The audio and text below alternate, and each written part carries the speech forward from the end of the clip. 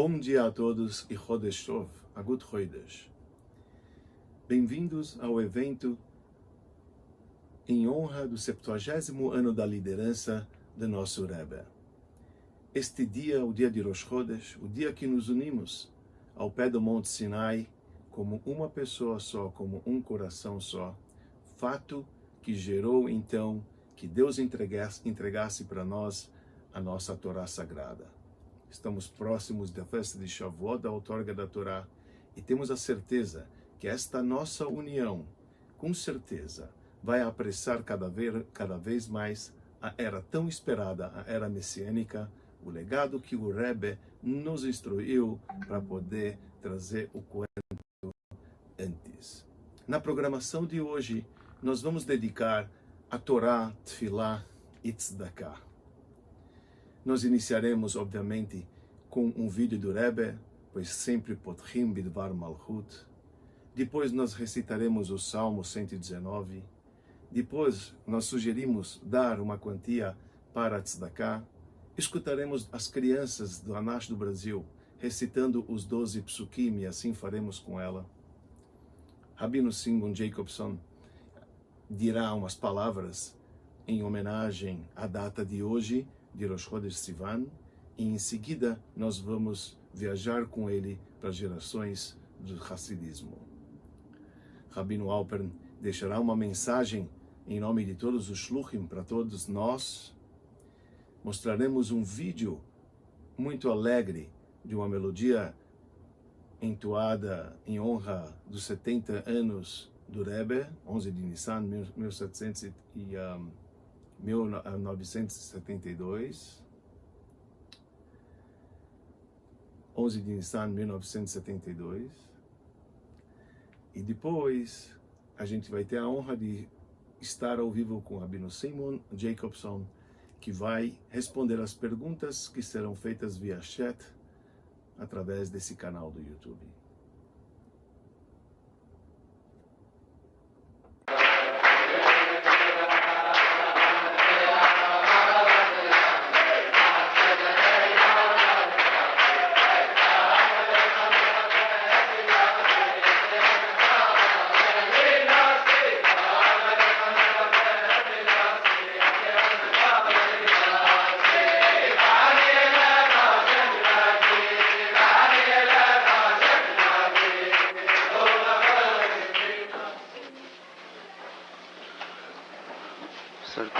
Einziger Tag ist auch verzeichnet beim Juchot, bei Terosena Agdesha, Teras Emes und Teras Chaim, Hira Bachayim, Bachol Jem Vajem, verzeichnet das Tera und in Anefen, als Goloi, man darf nicht suchen, Kiramosin, was meint man dabei, und bloßen hat Tera, was leht ihr Muchlefes,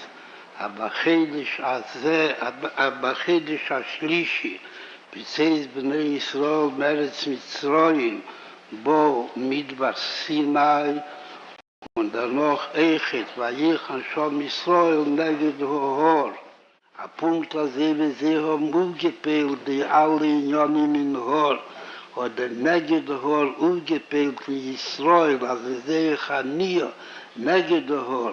Und was in sehr Peil gewesen, die Behauptung der Jache Komecha Mamash, bis Ardus Amitis.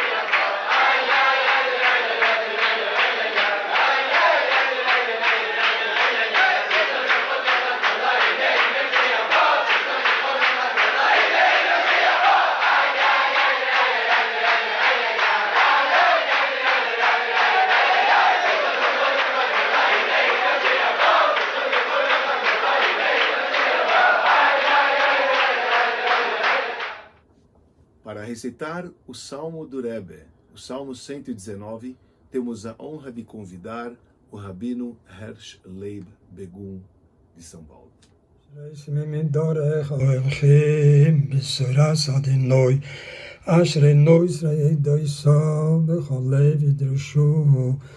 אף לא יפועלו אף לא בדרוכו הלוכו התוציביסו פיקודך או לשמור מיועד החלה יקוינו דרוכוי נשמור חוקך עוז לא יבש בהביטי הכל מצווי שכו אותך ביושר לבוב בלא מדי משפטי צדקך אס חוקך אשמור אל תעזבני עד מיועד במזגן הרזן הגליש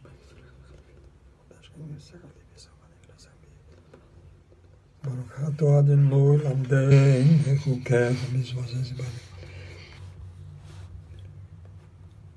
בפיקודך בחוקיך אשתעשע לא ישכח דבריך גמול על עבדך אחיה וישמרה דבריך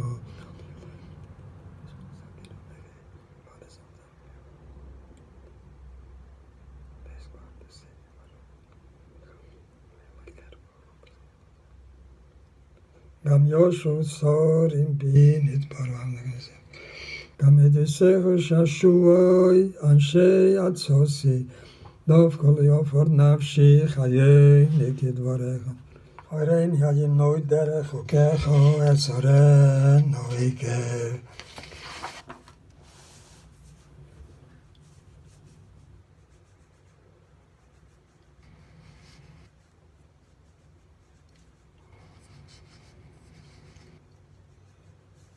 הנה תאהבתי לפיקודך בצדקך חייני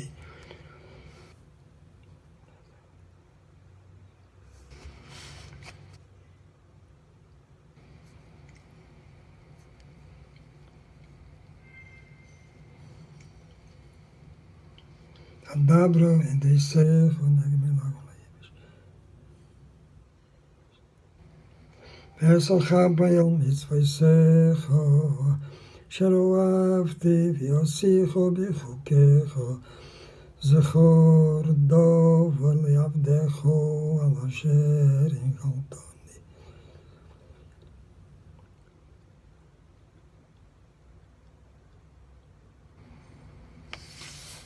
סבירות היו לי חוקיך בבייס מגורוי זוי סולי כפיקודך נצרתי חלקי אדוני אמרתי לשמור דבריך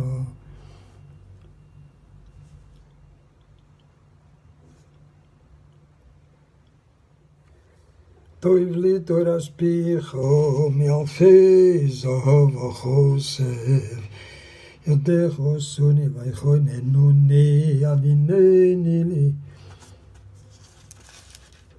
ועומד במצוותיך ירח ירון מזבח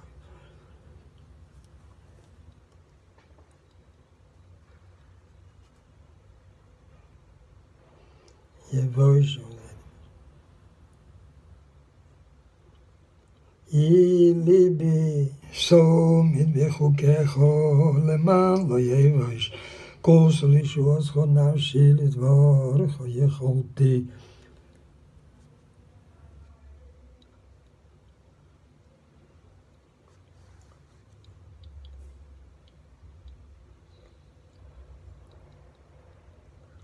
כחסדך חייני וישמרו עדות פיך לעולם אדוני דברך ניצב בשמיים לדור ודור מנזר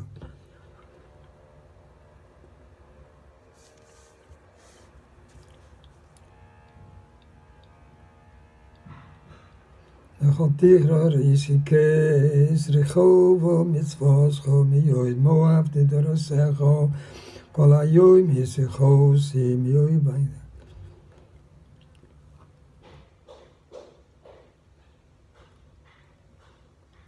מפיקודך ועזבנון על כן שנאסי כל רשע קרנל לרגל דבריך מיועד לנסיב עשי נשבעתי יקיים ולשמור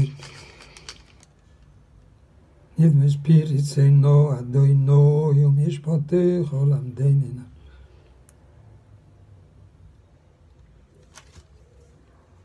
Notis, libi lasses, chukecho leolam meikev, soi afim sonesi, seiros ovti.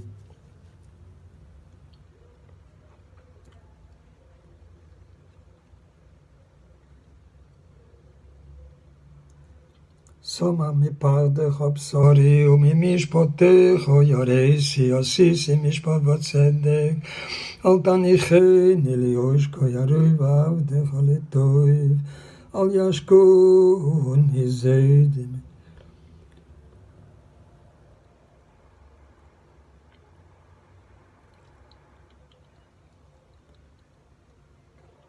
Al kein kol fikudei choy lisharti, kol irasheker sonesi, plois eide voisech, al ken isarosam nafshi, pesad varecho yoyer nibem soyim. Varti veshanas. Pyamaya, pedoinim. Palgemaim yordoeino, yalu lo shamru serosecho, tzadek ato adoino, v'yoshor mishpatecho, tzivisi tzedek.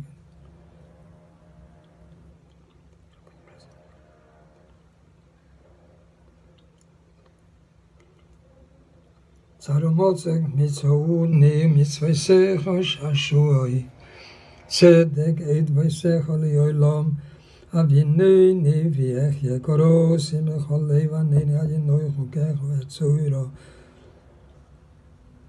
Damte.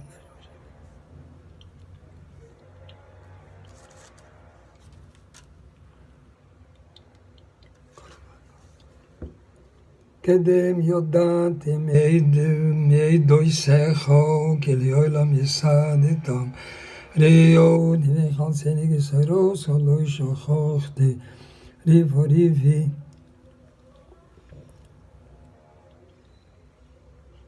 Rabbi. Rayisi boidim. Rei kim fikudecho afti ayene rosh devorcho emes. Kom mishpat tzidkecho sorim ridofur nichvorcho pochad libis. Sosonui chalim rosecho. Ki moitzei shalol rov.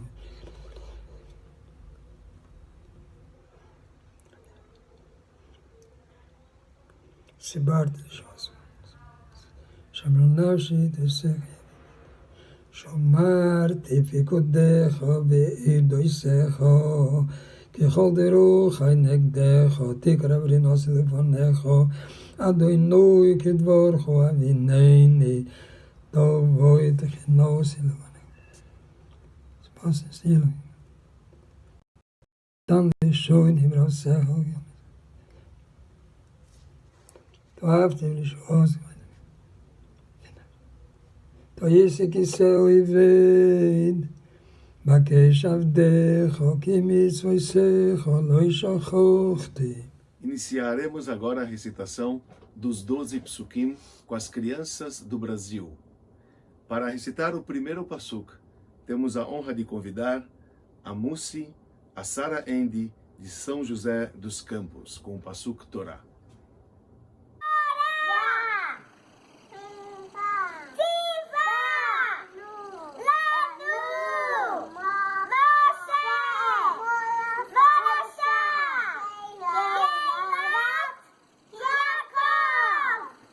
Para o segundo pasuk, Shema Israel, convidamos a Hana, a Chaya Mushka, a Nehamadina, Rottenberg, do Rio de Janeiro.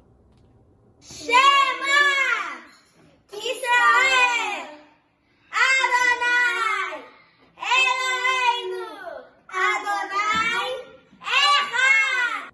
Para o terceiro pasuk, convidamos o Chaim David Yona Reichman, de Manaus, com o pasuk Bechol. Bechol, Dod, Badai, Chayav, Adam, Liros, Es, Atzmoy, Keilu, Hu, יצא ממצרים.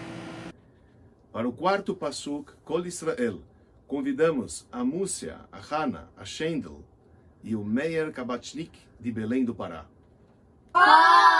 ישראל, יש להם חלק לעולם הבא שנאמר ויאמר כולם צדיקים לעולם ירשו הארץ נצר מתי מעשה ידי לעשה. Para o quinto Passuk, Kikarov, convidamos a Dobi, a Hani Lapkovski, de Curitiba. Aliás, grande Mazal Tov para Dobi, cuja aniversariante do dia de hoje. כי קרוב אליך הדבר מאוד בפיך ובלבבך לעשי. Para o sexto Passuk, convidamos o Menachem Mendel Sigal do Rio de Janeiro, com Passuk Vehine Hashem. והנה השם ניצב עליו ומלוא כל הארץ כבודו מביט עליו ובוחן כליות והלב עם עובדו כראוי. Para o sétimo Passuk Bereshit, convidamos a Hana Bukiet, de Salvador, Bahia. בויסס בואו אלוהיכם אייס השמיים ואייס האורץ. Para o oitavo Passuk Veshinantam, convidamos a Chaya Mushka e Sara Liberov, de Porto Alegre. ושיננת לפניך ודיברת בום בשבתך בריסך ובלכתך בדרך ובשכבך ובקומך.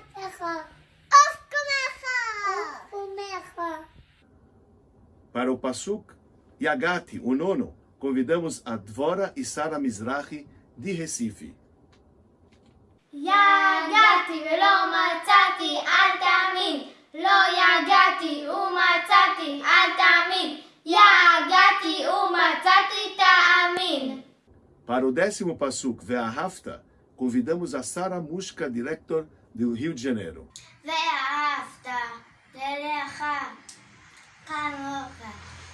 רבי עקיבא אומר, זה כלל גדול בתורה. Para o 11º Passuk Vezekol, convidamos a família Sucar, de São Paulo. וזה כל אדם ותכלית בריאתו ובריאת כל העולמות עליונים ותחתונים לירוס לוי דירה זו ותחתונים.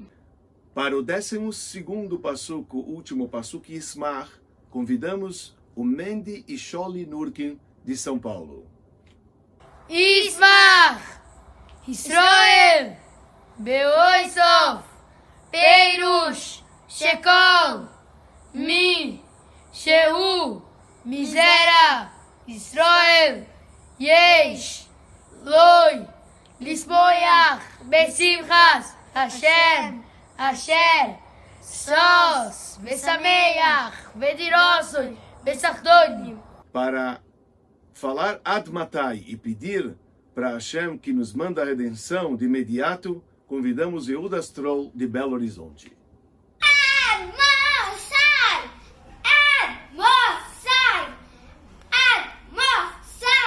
Tfilá, já escutamos, sugerimos agora que cada um coloque uma quantia de dinheiro numa tzedakah pushke para cumprir a mitzvah de tzedakah.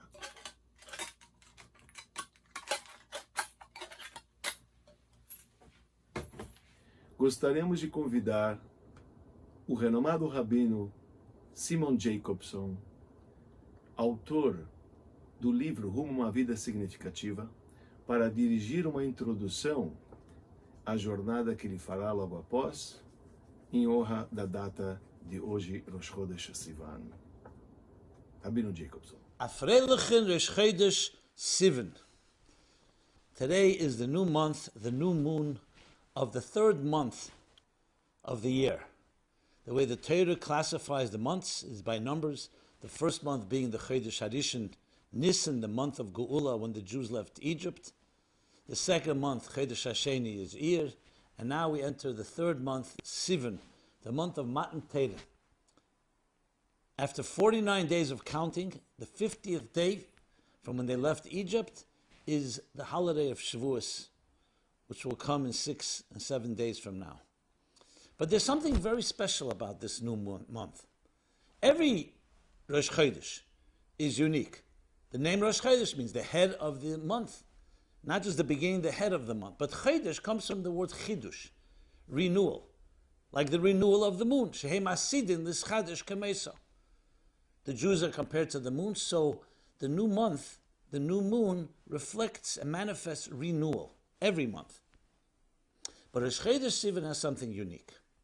We read in the Torah, in the book of Exodus, the book of Shemais, Pasha Yisrei, after the Jews left Egypt, 49 days later, 7 weeks later, 50 days later, was Matan Torah. But a few days before, Rosh Chodesh Sivan, B'Chodesh HaShlishi, B'Yom HaRishon, the first day of the third month, it says, Vayichan Yisrael Neged Ahor.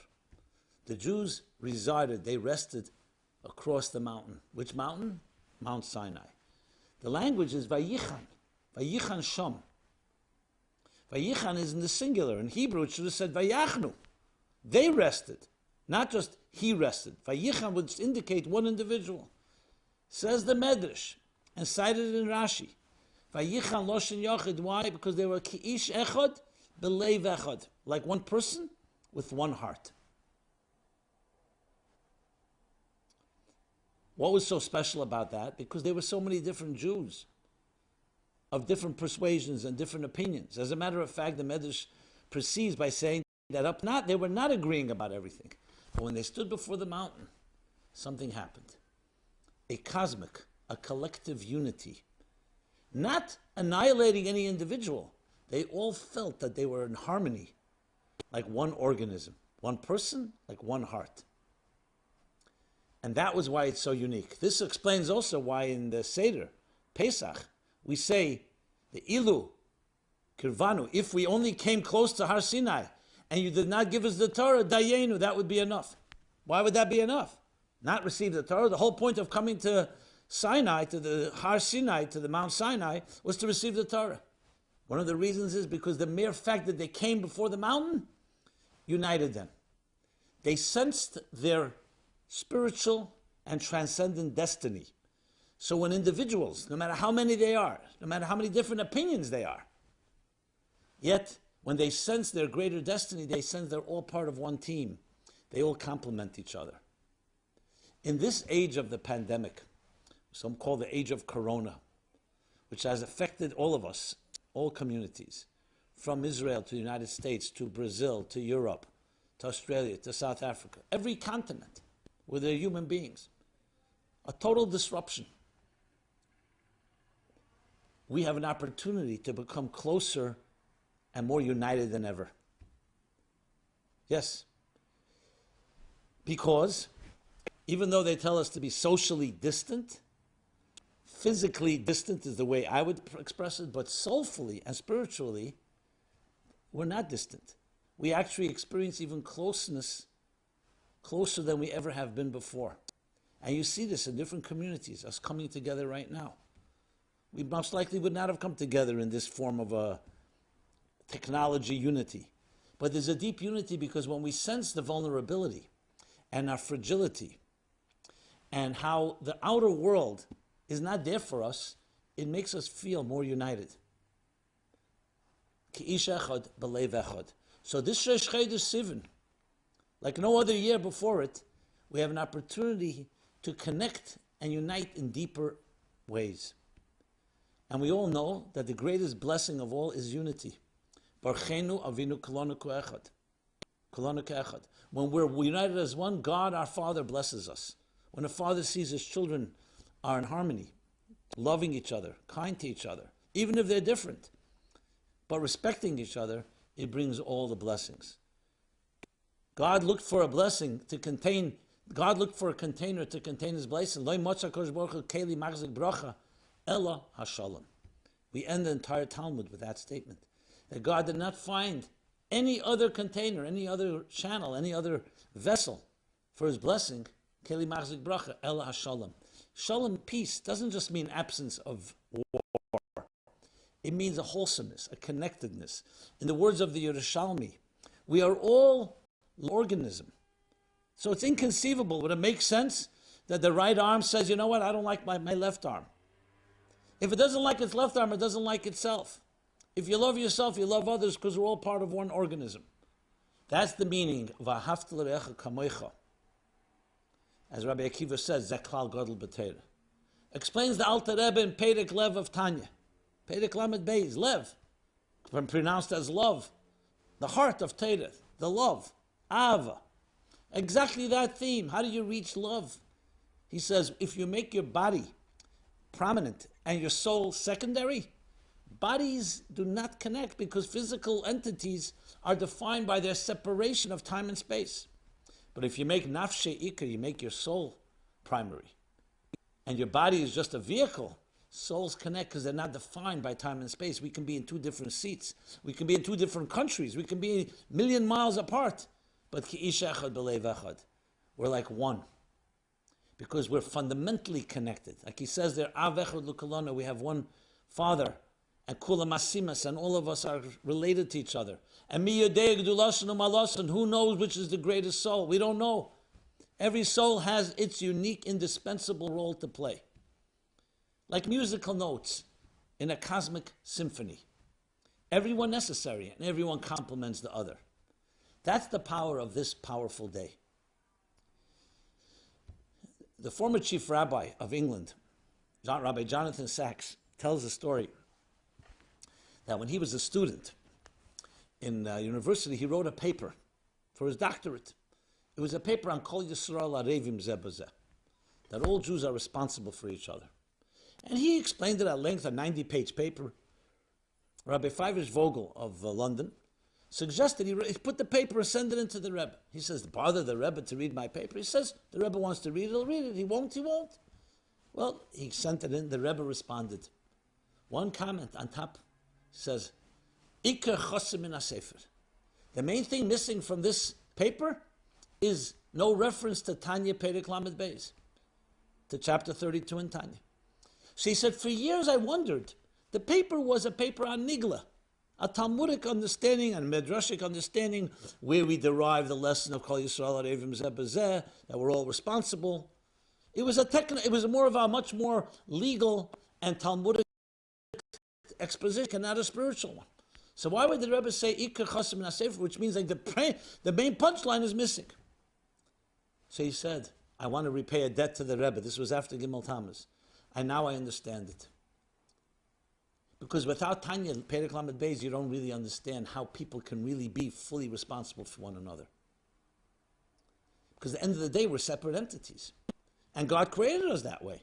Ein partzafein shenis, we have different faces. Ein deyasein shenis, shaves. That we don't have similar opinions, different personalities. So how do you explain that type of unity? Only Tanya, because Tanya says we look at the soul. So the whole paper was a beautiful paper, but the fundamental question was not answered. That love, that unconditional love. And with that he said something interesting. He said he always wondered why the Rebbe sent shluchim to all the outskirts of the world to find one Jew to give him a matzah for Pesach, put on tefillin, light a candle. It seems like a waste of resources. What do you mean a waste? Not a waste. But it would seem wiser, more businesslike, you go fishing where the fish are. The Jews are in London, the Jews are in Sao Paulo, the Jews are in New York, in Jerusalem, in Paris. That's where you send all your resources, to go find a Jew somewhere in a distant land, just to do one thing for one Jew. What was the logic? And he said, the answer is based on Tanya chapter 32. After the Holocaust, when the Nazis hunted down Jews in hate with such passion, they would use a stethoscope to try to find Jews hiding in the walls. Can you imagine? Obsessed with Jews. If we will not hunt down Jews with love, with more passion than they hunted down Jews with hate, in a way they would have won. So the Rebbe felt that was the ultimate tikkun, the ultimate transformation of that negative hate. Every Jew, there's no such thing as, numbers. It's not a numbers game. One Jew. We can learn that from the haters, the beasts that hated even a single Jew. Every single Jew is part of the organism. Every single Jew is part of the musical composition. We would not be able to receive the Torah, it says in Medrash, unless every Jew is there. One Jew not there, it's like a letter in a Sefer Torah. One letter is missing. Even one letter is cracked, and the whole Sefer Torah cannot be used. Can you imagine?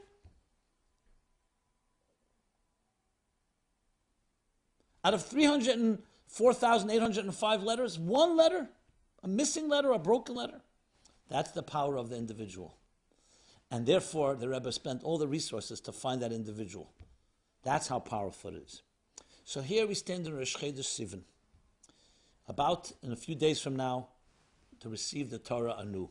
This year, we have to follow the guidelines, the medical guidelines, but we have Sinai at home, and we have Sinai in our hearts, and we have the love that we have for each other no matter where we are.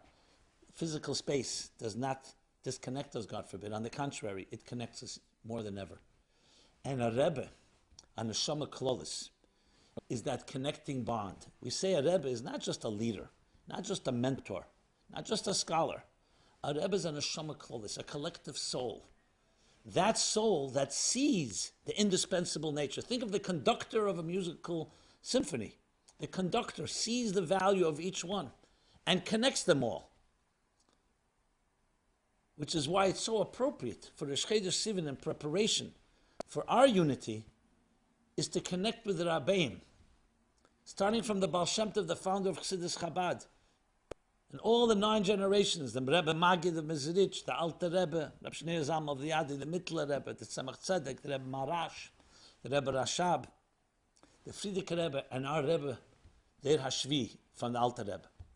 Connecting with them is a way of connecting with each other in the fullest sense of the word. We connect to them through their Torah, through their teachings, through their songs, because the song captures a dimension that, coupled with their Torah, creates the indestructible, the unwavering bond that allows us to be the best we can be, the individual best we can be, but also the connection we have with everyone else. May Hashem bless us, using this special day, this unique event, to unite like never before, recognize the value each of us has and how we each complement the other, and be able to march into Matan Torah with that ultimate unity in the year 2020, Tavshin Pei, to be able to declare and say, this year there was a unity, a love, a connection like never before. In 3,332 years, since Matan Torah, there was never such an Achdus. Precisely because we've been challenged in our outer lives, our bodies, our physical lives, the material that separates us is disrupted now, is upended. Great, the unbelievable opportunity to connect soulfully. Socially distant, physically distant, but soulfully connected and one more than ever. And Barcheinu Avinu Kolanu Ka'echad, we were told, the Rebbe said, the Tzemach Tzedek said, that Achdus, the unity among Jews, the unity among Chassidim, will lead them to Mashiach Tzidkenu. Agora iniciaremos uma jornada pelas gerações do Chassidismo com o Rabino Simon Jacobson. So let's begin our journey to the end of the 17th century. The end of the 17th century, the birth of the Baal Shem Tov, 1698, and the beginning of the 18th century. What was the world experiencing? It was the beginning of the modern age. The world we have today began to be determined and defined in that period. After the Renaissance and the so-called Enlightenment, which challenged long-held beliefs and systems and establishments, a new period opened up, free inquiry, and it changed much. And for Jews in particular, it has deep impact. Because the emancipation of the Jews now is a new modern world that they have to deal with. How do you deal with that? And it was especially dire time because it was just 50 years after Gzeres Tachvatat, Chmelsky, who led hordes of Cossacks, killing hundreds of thousands of Jews in the European communities. It was 30 years after the fiasco, the tragedy of Shabtai Tzvi that picked up people's hopes and then shattered. The Jews were broken. Their spirits were demoralized. You can say it was the beginning of dichotomies, the dichotomy between God and this universe, between faith and reason, between science and religion. And for Jews, the dichotomy between academic Torah and passionate Judaism, between the body and soul, the neshama and the guf of Torah, between scholars and laymen. Many dichotomies were born in that period of time. And that's the landscape, that's the backdrop where the Baal Shem Tov enters. The Eibush says, Magdim Refu Lamaka. Before the illness, he gives us the cure, and Chassidus was born. Chassidus was born, the Baal Shem Tov, 36 years, in the year 1734, the Baal Shem Tov comes on the scene, and what does he teach? He teaches there are no dichotomies. Hashem Echad doesn't mean just one God, it means one reality. The divine is everywhere. Every fiber of existence, as the Alter Rebbe brings the Torah of the Baal Shem Tov right in the beginning of Shai Yechid V'Amunah, La'elam Hashem Dvarchav Nitzav B'Shamayim, that the words of God are always and perpetually vivifying every detail, every iota of existence. It's concealed, but it's waiting to be released by us, because the concealment is only from our perspective. What is the consequences of that? There are no dichotomies. There was a school of thought that at one point said, you know what, we can't reconcile these two worlds, Judaism and the modern world, faith and modernity. And that school of thought claimed, in the words they used, a Jew at home, a guy in the street, compartmentalization. On the other extreme, there were those that said, fine, the ghetto walls are coming down, but we have to create our own blinders, because the hostile world is a threat. The Baal Shem Tov and Chassidus comes and teaches, no. The world is not a threat because the world is created by God. And when you're able to access and dig deeper, you'll find godliness everywhere. And hence the Baal Shem Tov says, from everything that a person sees or hears, there's a lesson. Everything. Everything is divine providence. A leaf turning in the wind is divine providence. So there's no detail in life that is not subject to some divine plan. Famous story with Reb Chaim Rappaport, where the Baal Shem Tov had the simcha because the Chaim Rappaport took a drink of water. And he said, that water was waiting from the beginning of time for you to make a bracha on it. Imagine now, let's live with that in our own lives, that when you walk the streets, wherever you go, God leads. And every interaction, every encounter could be that from the beginning of time was waiting for you, or I, or any one of us, to utilize for some higher purpose. How does that infuse our lives? That challenged, and that was countering the demoralization and the broken spirits of the Jews, because it invoked a deeper look at everything. Just as the Baal Shem Tov showed and revealed the divine within everything in existence, he also revealed the divine within every Jew. That no matter who you are and what your behavior looks like and what your external is like, you have a core that may not be obvious to the eye, but it carries potent, infinite energy. What we call etzem haneshama. What's etzem? Chassidus uses the word etzem and giluyim.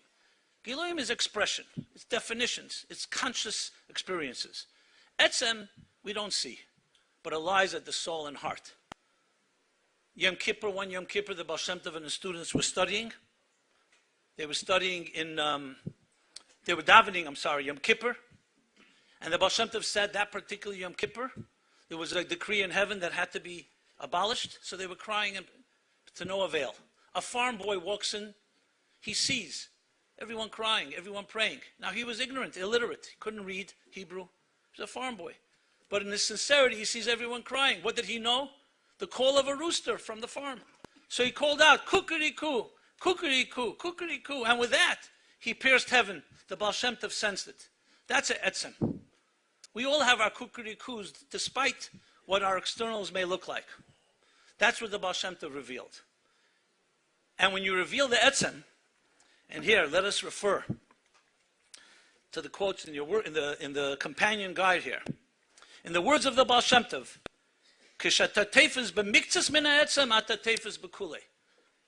a fundamental teaching that when you touch the core, you touch everything. If you touch someone's nose, you touch someone's mouth, you eat a piece of food, these are all localized, specific experiences. You touch the core, it's like someone touches the love of your child, that consumes all of you. And think of it in our contemporary terms. We go on Miftzah Tefillin or Miftzah Neshek. And you put up, many people say, the person is not an observant Jew. We're putting on Tefillin. What's his rest of his life look like? But a mitzvah is not just a mitzvah, and a Jew is not just a Jew. There's an etzem and a neshama, both the etzem in the mitzvah and the etzem in the Jew. And when you touch that, you touch his core. And that can ignite an entire revolution, a flame, a core pilot flame that will change this person's life. Maybe not immediately. That's what etzem is. Looking into the core of things, the Baal Shem Tov also taught us that we have to think mission-centric. Why are we here? And one most powerful statement. HaKadosh Baruch Hu schickt herab a neshama auf der Welt. God sends a soul down to this world. Und lebt 70 oder 80 Jahre, lives 70 or 80 years. Was der Tachlis HaKavana von der Shlichus. The ultimate purpose of this mission is to tona iden ateva, to do a Jew a favor. In Gashmias bechlal und in Ruchnias befrat. In the material in general and specifically in the spiritual realm. The Rebbe calls this a Maimer Nifla, Vayeshev Tov Shemem Zayin. A wondrous, an awesome teaching. Why? Because you can be a Shemer Torah mitzvahs. Put on tefillin, keep Shabbos, kashrus, everything. But that's not why your neshama may have come down here. Once you're here, obviously you have to do all the Torah mitzvahs. Your neshama came down to do a favor. How do we live with these words? Very simple. We meet people all the time. It could be in a subway, it could be on a plane, it could be in the street, it could be a friend, it could be a stranger. This may be the person that you were sent to this world to help. You may not even be a person you like. Maybe a person that you may be turned off by. But this eliminates the whole idea of judgmentalism and condescension that is such a plague in our times, because that person may be why you are here, to do a favor. So the Baal Shem Tov created the revolution, to look at the world through a new prism, through a new lens, the lens of etzem, the lens of the core, that there's something going on beneath the surface. What you see is not what you get. And that should infuse us to look at life as a mission, to reveal the divine in every detail of our lives.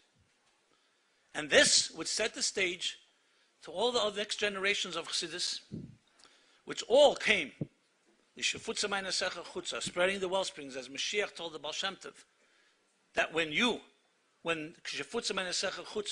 wellsprings will be spread to the farthest outskirts, that's when I will come.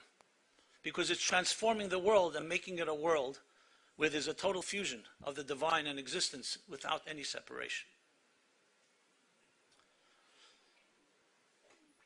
So now let's continue the journey into the books, the Sfarim, and the Neshama of the Maggid of Mezrich. So the Maggid assumes leadership a year after the Histalkus of the Baal Shem Tov in 1761, and it would span till 1772. And his times, of course, continued the events in the world as took place in the time of the Baal Shem Tov. What the Maggid did was further develop these ideas. Now remember, both the Maggid and the Baal Shem Tov taught their Torahs in very short, They're very brief. And they taught them orally. They were not printed. In the case of the Baal Shem Tov, they were collected by students over the years, and we have them today in the sefer called Keser Shem Tov and Savos HaRivosh. Case of the Magid, same, short Torahs said orally and documented by his students in, again, we have them collected in 2 Sfarim. One is called Likutei Amorim, or also called Magid Dvarav Yaakov, which is an acronym. Its last letters is the name of the Magid, Dave. And the second, Eir Torah. And he further developed these ideas, and of course inspiring even more people, and more people who would become leaders. And among his teachings, one of the things in the words of the Magid, going back to the companion guide, Aseh lecha shtei chatzetzes, kesef. This is a verse in Bahal Escha, which is a mitzvah, to craft, make trumpets, 2 silver trumpets.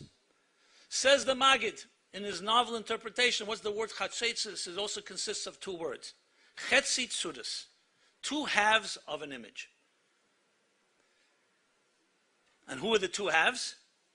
Hainu HaKadosh Baruch Hu u'Knesset Yisrael, God and the Jewish people. Hem kavyochel chetzi tzudas shemashlimim zeh zeh. They are 2 halves of one whole entity, and they complement each other. This is such a fundamental Torah that the Rebbe Rashab, in his magnum opus called Hemshech Ayin Beis, a third of it, 558 pages of Ayin Beis, comes to explain these few lines. And what is the Maggid telling us? He's taken the Baal Shem Tov's teachings even further. It's not just there's divine in everything. We're partners with God. Kav yochel chetzi tzuras, like 2 halves of one whole. One is not complete without the other. And then he goes on to say that God then created the universe through tzimtzumim, concealment after concealment. But the partner, we, the second partner, are meant to now reverse the process. Not to be deceived by this concealment and see it for what it is, a challenge for us to find the divine that's concealed there. And we reverse the process and climb the ladder and retrace the steps and rejoin with God in a fully revealed fashion. And this, as I said, is explained for hundreds of pages in Ayin Beis. So, check it out. The Maggid further takes this even further. It's not just that we're partners. We actually have the power to control heaven itself. And he interprets, a Mishnah in Pirkei Avos, chapter 2, that says, know that which is above you. And here's how the Maggid interprets it. He reads it a bit differently. Da, shekol ma shalamayla. Everything that's above is hakol hu mimcha. It's all dependent on you. So we know what the Rambam says, that one action can tip the scale. But that's an action on earth. Here he's saying it affects all the heavens. A ripple effect, a butterfly effect, if you wish, that goes all the way to the highest levels. What kind of empowerment is that? You can imagine when Jews began to hear this, in their circumstances, and with all the dichotomies that I described, and with all the demoralization, what kind of spirits it lifted up. The simcha, the joy, the passion, the love that this elicited from their neshamas. Now, Chassidus teaches us, beginning with the Baal Shem Tov and the Maggid, that in addition to the teachings of the Rabbeim, there's also their songs. They both capture the souls of the Rabbeim in different ways. Friedrich Rebbe says something interesting. A Torah from a Rebbe touches Naran, Nefesh Ruach Neshama of the Rebbe. A Niggin from a Rebbe touches his Yechida. And indeed, the Baal Shem Tov and the Maggid composed a Niggin called Gimel Tenuas, 3 movements. The first movement composed by the Baal Shem Tov, the second one by the Maggid, and the third one by the Alter Rebbe. And indeed, the Baal Shem Tov himself was known to be a great menagin. He could sing, the Friedrich Rebbe writes, in many different ways, different voices. And he stirred souls. Hishtapchus hanefesh, the outpouring of souls. Gimel Tenuas.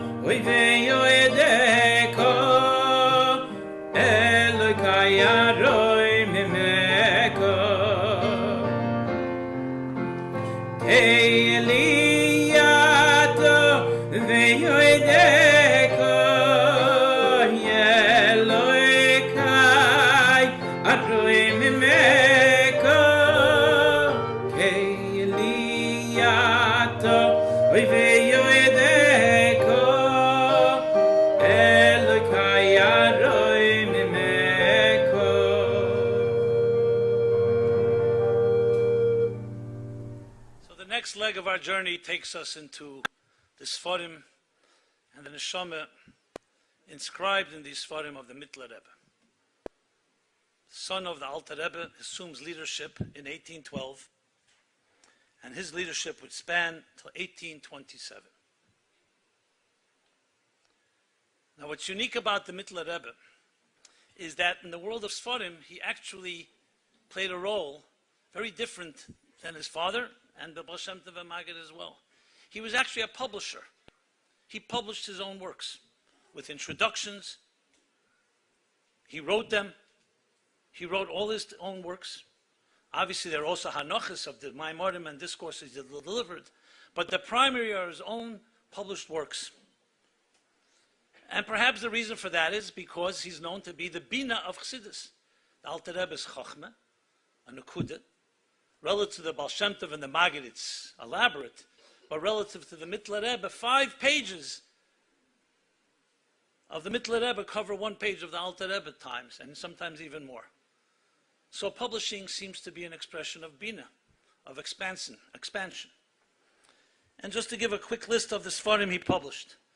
The Siddurim Dach, he took the Maimorim of the Alter Rebbe and organized them around Siddur and published that. Biyuri HaZoyar, took the Alter Rebbe's Maimorim on Zoyar and published that in a book. Imre Bina, Pirush HaMilas, Derech Chaim, Shari Eira, Ateres Reish, Shari Tshuva, Shar Amuna, Shar HaYichud, Pekeach Ivrim, Bad Kedesh. And of course, Teres Chaim, which is on Bereishis and Shmois, elaborate Maimonim. He also summed Sifrodim Anigla, as all the Rabbeim did. And interesting to note, many of his Sforim are called Shar, gate. And in the Sforim themselves, he divides it by gates. What does a gate remind you of? Nun Shari Bina, the 50 gates of understanding. So wherever you turn, you see the Mittler Rebbe, the focus on Bina, playing a very specific role in this journey of Chassidus, taking the Nekudas, the more concentrated points of the Alter Rebbe, and turning them into elaborate discussions, literally sometimes spanning 50, 60 pages. There were Maimonim that Mittler Rebbe said that were hours long. There were times, Farbrengens on Shabbos, that he would say Maimonim to the point that some of the Chassidim and his own uncle, the Maril, told him, people can't handle it all. But it's a Gigosen Chassidus, basically. The Tzemach Tzaddik said that if you would cut my father-in-law, was the Mittler Rebbe, blood wouldn't spurt. It would be Chassidus. That was his lifeblood. And this is not just incidental, it's part of the process. In the words of the Mittler Rebbe, in Shari Yichud, he says, Yesh maila bihizbonenus derech prat. Contemplation you can think about in general terms, a general idea. But then there is a quality and a virtue when it comes down into detail. Dafke. Mitzad eitzem akiruv gili era leki benafshei yeser. Because when things are close to you, everything is in the details. It's not just a general picture. And he continues and says a very strong statement. Ki bizbonus derech klal yuchel hatis esatzme. When you just get a general picture of things, you may have a certain sense, but you can make a mistake. You could deceive yourself in thinking. At shenid malay, you can deceive yourself into thinking ki me'eit korav elav adavar. You think you got it already. Sometimes you hear someone speak. I got it. I don't need to hear more. Mashenkin is bonus derech prat. When it's a contemplation that goes into the details. Shekol prote hasoge, hasoges dover proti har yukve benafshei bebchinas hakiru b'yeser. Then it gets infused within you in a permanent way. It's the details. The lesson that we live with. In these living words of the Mittler Rebbe, God is in the details. Specifics. You'd think a detail is taking you away from the big picture. No. The big picture is really appreciated when you can understand every detail. Anything you really love, you want to know the details. You're not interested just in general. You want to know every detail because it touches the whole picture when you know those details. That's Bina. Chochmah is a general picture, a concentrated point, and Bina develops it further. The Mittler Rebbe, Kochzich, one of his big things was to create a communion among Chassidim, that they should talk to each other, they should bring with each other. He led, the Alter Rebbe had established that he should be like a mashpia to Chassidim. So you see that emphasis, a camaraderie, understanding the power of friendship. In a Yechidus, the Mittler Rebbe told an individual, As einer redt mit dem anderen, binyoni aveda, when one person speaks with another about service, serving God, issues around service, und sie lernen zusammen, and they study together, is das zwei nefesh alekis, two divine souls, if ein nefesh abamis, against one animal soul. The Rebbe asked, why is that the case? Two divine souls against two animal souls. The Rebbe's answer is fascinating, because ein odam chete v'leilei, your animal soul doesn't care about someone else's animal soul. It's selfish. So you don't join. Divine souls are selfless. So when they come together, there's a synergy. The power of friendship, the power of two. A synergy where each of you complement each other. You get an opinion. You can give an objective opinion. So in addition to aseh l'charav, k'nei l'chachaver. This is how we live with these words. Chassid is coming down in the most practical way in our social connections. Having friends, having a support system. The Mittler Rebbe, translated in simple contemporary terms, was bringing Chassidus, was bringing a lakus down to that level of our social interactions and our friendships. The Mittler Rebbe has a fascinating mimer in Teres Chaim at the end of Bereshis. Talks about music. Actually, you need to be a musician and appreciate the logic of music there. He talks about 3 beats and 4 beats, all in the context that song, in the words of his father, the Alter Rebbe, is soul travel. If you want your neshama to travel, you need a song. A body travels with its legs, with a vehicle, but I want a neshama to travel. Kol bali ashir nechnosim b'shir v'yetzim b'shir. You need a song, a shir hamaylas, the Levim, to climb the 15 steps in the Beis HaMikdash. You need to compose a song. A song touches you and can transport you to another time and place. And indeed, the Mittler Rebbe established a choir, a kapella, that would compose and sing Nigunim. So we'll sing the kapella.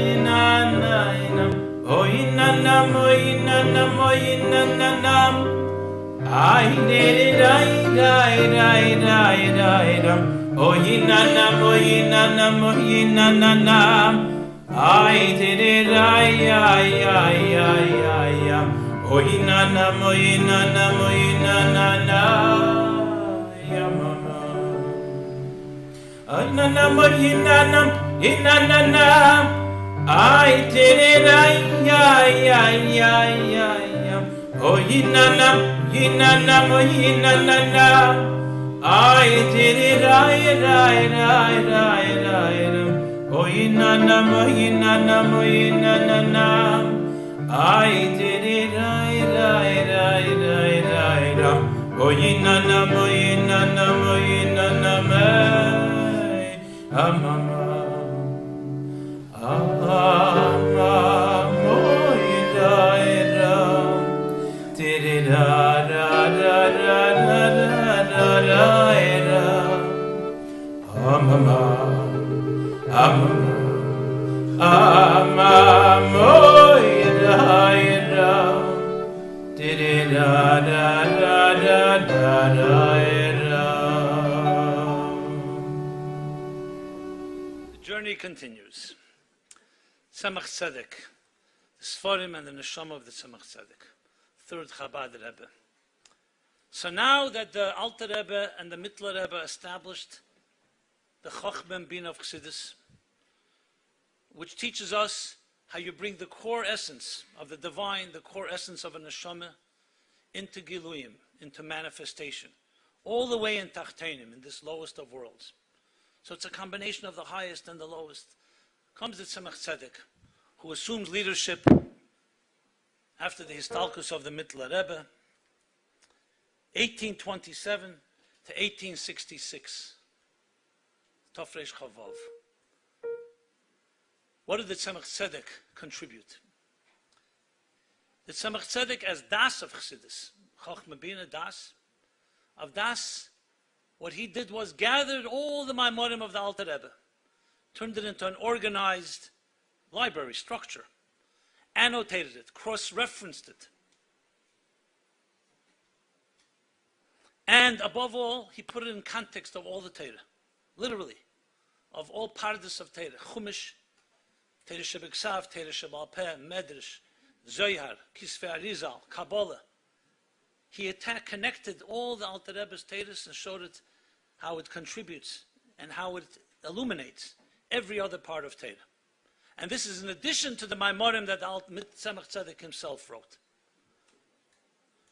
So Tzemach Tzedek was a prolific writer, and his Maimorim, his Chassidus, you can say, breaks into four categories.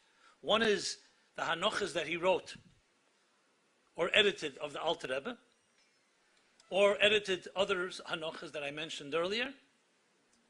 And from that he gathered, from over 2,000 discourses, he gathered that became the sefer called Teira Eir and Likutei Teira, published by the Tzemach Tzedek, the select Maimorim of the Alter Rebbe. Then there were his own Maimorim. Three were the Rishimas that he wrote. He wrote Sfarim, famous ones, Derech Mitzvosecha, Sefer HaMitzvos, explaining mitzvahs according to Chassidus. Sefer HaChira was philosophical essays dealing with the debates at the time with those of the Enlightenment. Rishimis on Tehillim, commentary on Tehillim, Chassidish commentary, and more. These are the Sfarim, but they're not just Sfarim as we know, these are lives. The soul of the Tzemach Tzedek. Just to give a quick example, there are two very classic discourses of the Tzemach Tzedek, one called Drush Gimel Minei Odam, one called Drush Gimel Shittas. These are principles of how to understand Seder Ishtalshelus, the cosmic order. And the ideas are scattered in many different discourses of the Alter Rebbe. Tzemach Tzedek gathers it all together, connects it and grounds it with the writings of the Arizal, and gives us an elaborate map. If you want to have a map of Seder Ishtalshelus, you look into these Maimorim. You want to have a map into the great Kabbalistic arguments about the most important element of Spheris, the interface between the divine and existence. And every interface needs to have some of one part and some of the other part. What represents the divine, what represents existence. So there are different opinions of the Kabbalists. Tzemach Tzedek meticulously explains each opinion and shows how different discourses of the Alter Rebbe lean toward one or opinion or another. So you have the context. One of the most powerful elements of applying Chassidus to life is in one of the most famous expressions. And we'll read it from a letter from the Frierdiker Rebbe. The Welt sagt, Bald Tzemach Tzedek omer le'echad ha'chsidim b'shah she'bnoi hoye b'sakon gdela. An individual came to the Tzemach Tzedek, his child was very ill. Danger, very great danger, grave danger. This is the Tzemach Tzedek's words. Awaken the power of trust in God. be'emuna pshuta, with pure faith. Azer baruch hu vet matzel sein dein Sohn. God will save your son, spare your son. Machshava meyelas, thought helps. Trach gut vet sein gut. V'kach have shenitzel, think good and it will be good, and that's what happened. And the child was healed. Of course, we know this expression. The Rebbe uses it so often in letters and in answers. But it's not just a nice statement, have a nice attitude. It actually can change reality.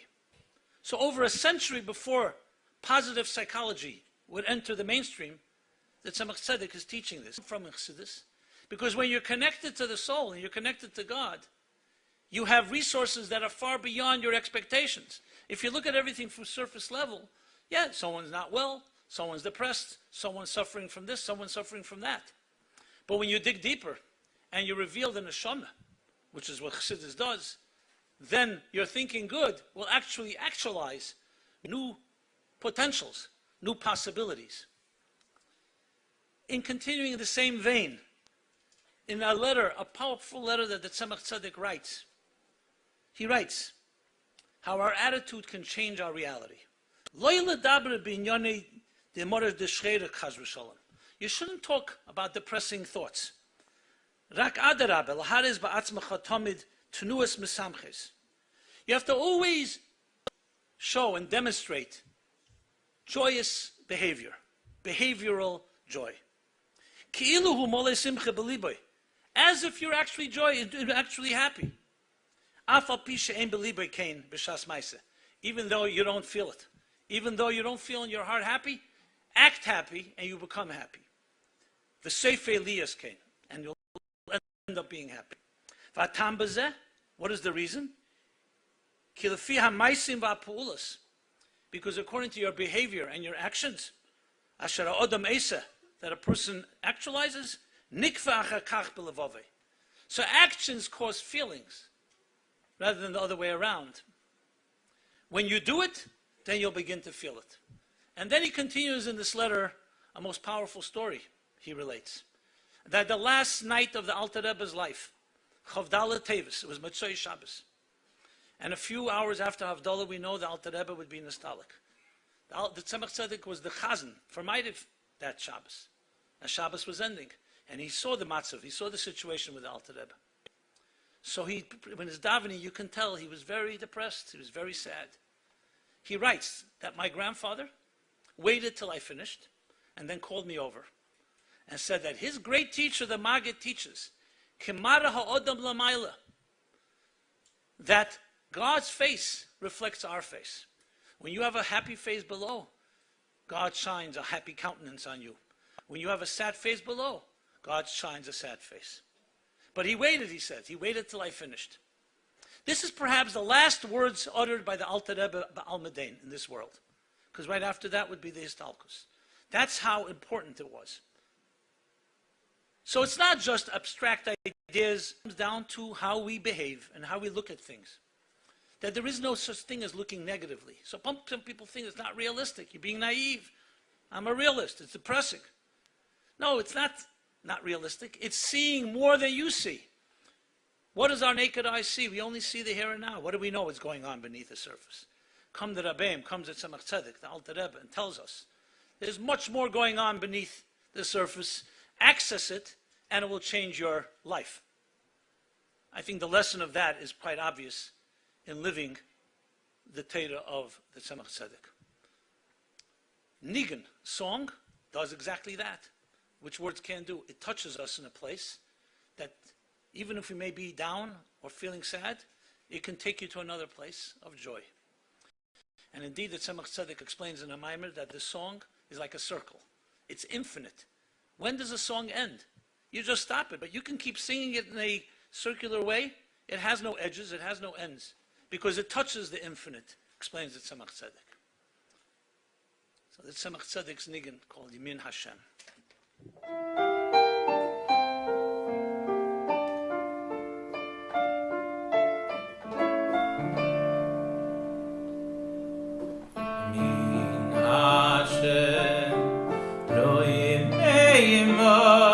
Yemin Hashem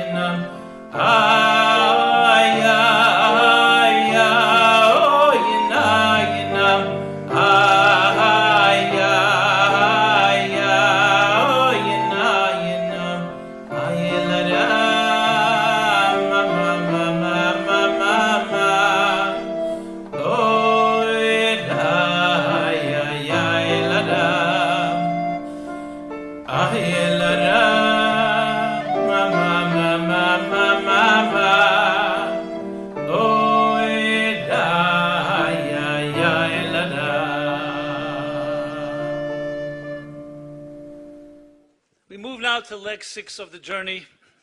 The Rebbe Marash, the youngest son of the Tzemach Tzedek, assumes leadership. 1866 would span for 17 years till 1882 to Tafresh Mem Gimel, beginning Tafresh Chavov. The Rebbe Marash, his time was marked by a great increase in tragic pogroms that ravaged the Jewish communities. So if ever were needed the spiritually uplifting and the hope-filled teachings of Chassidus, it was at that point. And indeed, the Rebbe Marash, expanding upon the Tzemach Tzedek, his father, and the Rabbeim before him, took Chassidus to a new generation. He began developing it into discourses and ideas that far easier for contemporary people like ourselves to understand. Not that we can't understand the Tzemach Tzedek and the ones before, the Mittler Rebbe and the Alter Rebbe, but this is clearly, you see, far more structured. Indeed, he also introduced the concept of hemshechim. What's a hemshech? Until that point, every mimer that a Rebbe said was an individual mimer, said on a certain Shabbos, on a Yontif, had a beginning and an end. Some were longer, some were shorter. A hemshech is a series of maimorim that cover a central theme and could span for weeks and weeks, months and months, even years. Some go for a year or 2 years. Famous hemshechim of the Rebbe Marash, Mayim Rabin Tofresh Lamed Vov, 1876. V'kocha Tofresh Lamed Zayin, 1877. V'hechrim Tofresh Lamed Ches, 1878, and more. That allowed for a certain expansiveness, because you can take an idea and develop it over weeks, over months, over years. Rebbe Marash. The Rebbe categorized the Rebbe Marash with a very specific term, which helps us understand more of the neshama and the essence of the Rebbe Marash. Was 2 words: lechatchila riber, based on an expression. In the words of the Rebbe Marash, "The Welt sagt, an mekennet darunter, darf man riber." The world says that if you can't go below, then you go above. Ich halt. I say, I feel, I hold, as medaf lechatchila riber. We have to go initially, not only as a last resort. Initially, we begin from above. Medaf lechatchila nemen mit starkheit. You have to begin with strength. Nit nespol werden for kein Sach, not to be affected or impacted by anything. Und durchführen das, was fulfill the intended and respective mission. Und as man nimmt, sich helft der Eibishter. And when you go with that approach, God helps. That's the full expression.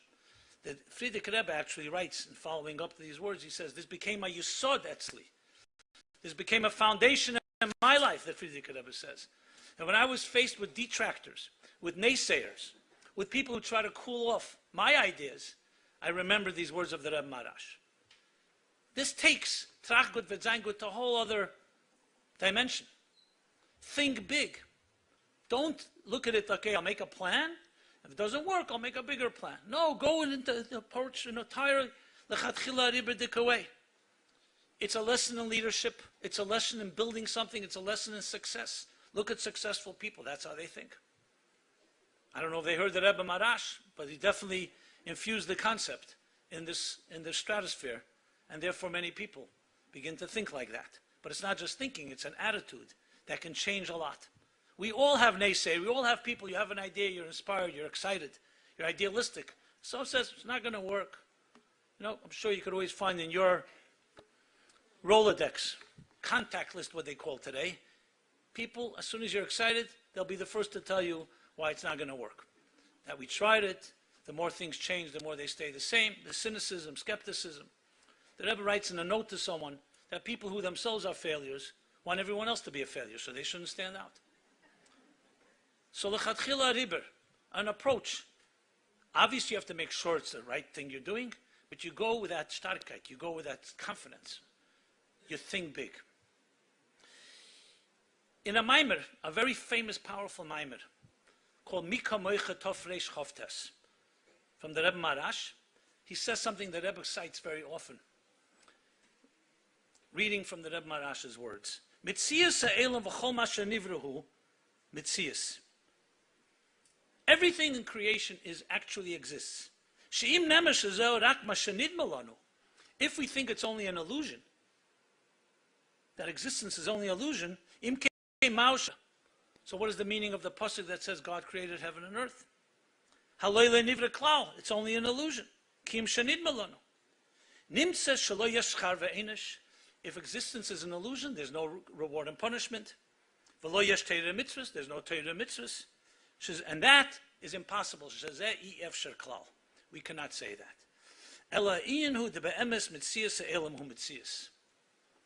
The truth is, existence is a mitzias. Now, many of us ask the question, what kind of mean?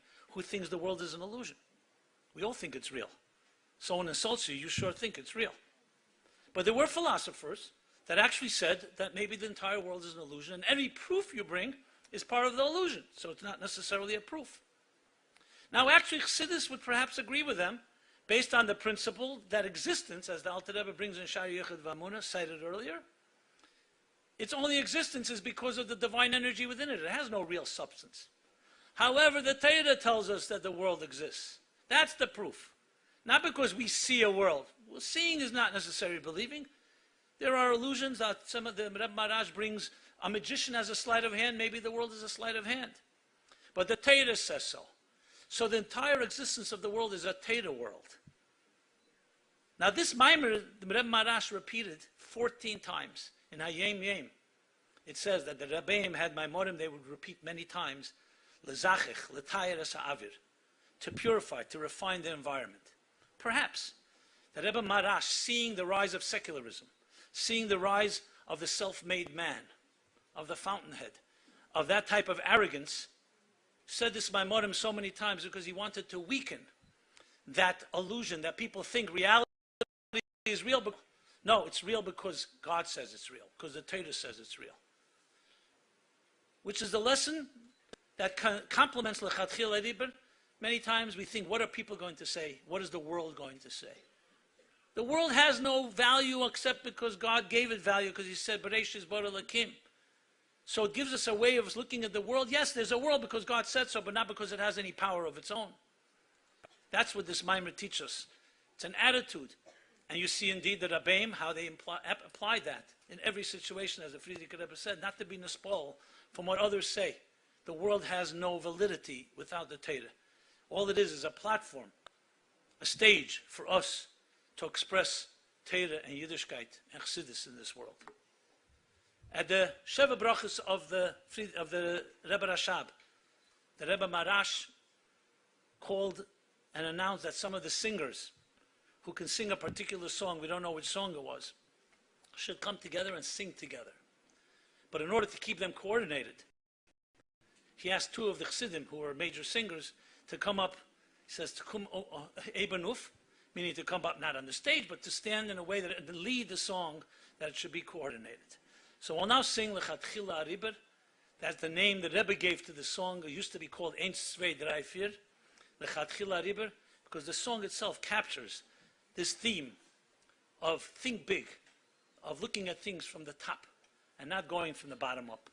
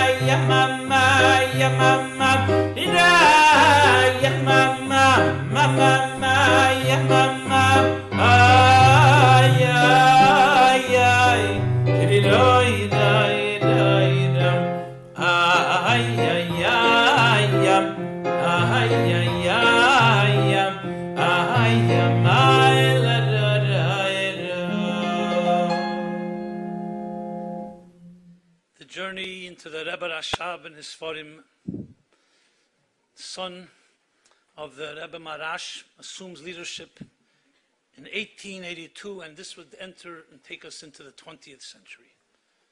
This may be the most tumultuous period in history, including Jewish history. Everything would change in these years. The Russian Revolution, leading to World War I, World War II. Chabad, the Rebbe Rashab, was compelled to move from Lubavitch, which was the headquarters of Chabad for 102 years from the Mittler Rebbe's times to move to Rostov because of the war. World War II, we know what that was about. Everything would change. And the Rebbe Rashab, in the spirit of his predecessors, took on the challenge and developed Chassidus in a completely new way. He's called the Rambam of Chassidus, like the Rambam who codified and took all the Chassidus and all the Torah and turned it into sugyas, to order. That's what the Rebbe Rashab did. Through his individual Maimorim and particularly through his Hemsheichim, and specifically the famous Hemshech Tofrei Samachvov, beginning to be delivery in 1912. These are spanned for years and developed the ideas of Chassidus that our understanding of Chassidus today comes primarily through the way the Rebbe Rashab explains it in elaborate detail. And it could be this was countering the darkness that was beginning to consume the world and the Jewish nation as well. In the beginning of Samach Vov, the Rebbe Rashab begins discussing why do we exist, the purpose of existence, why were we created.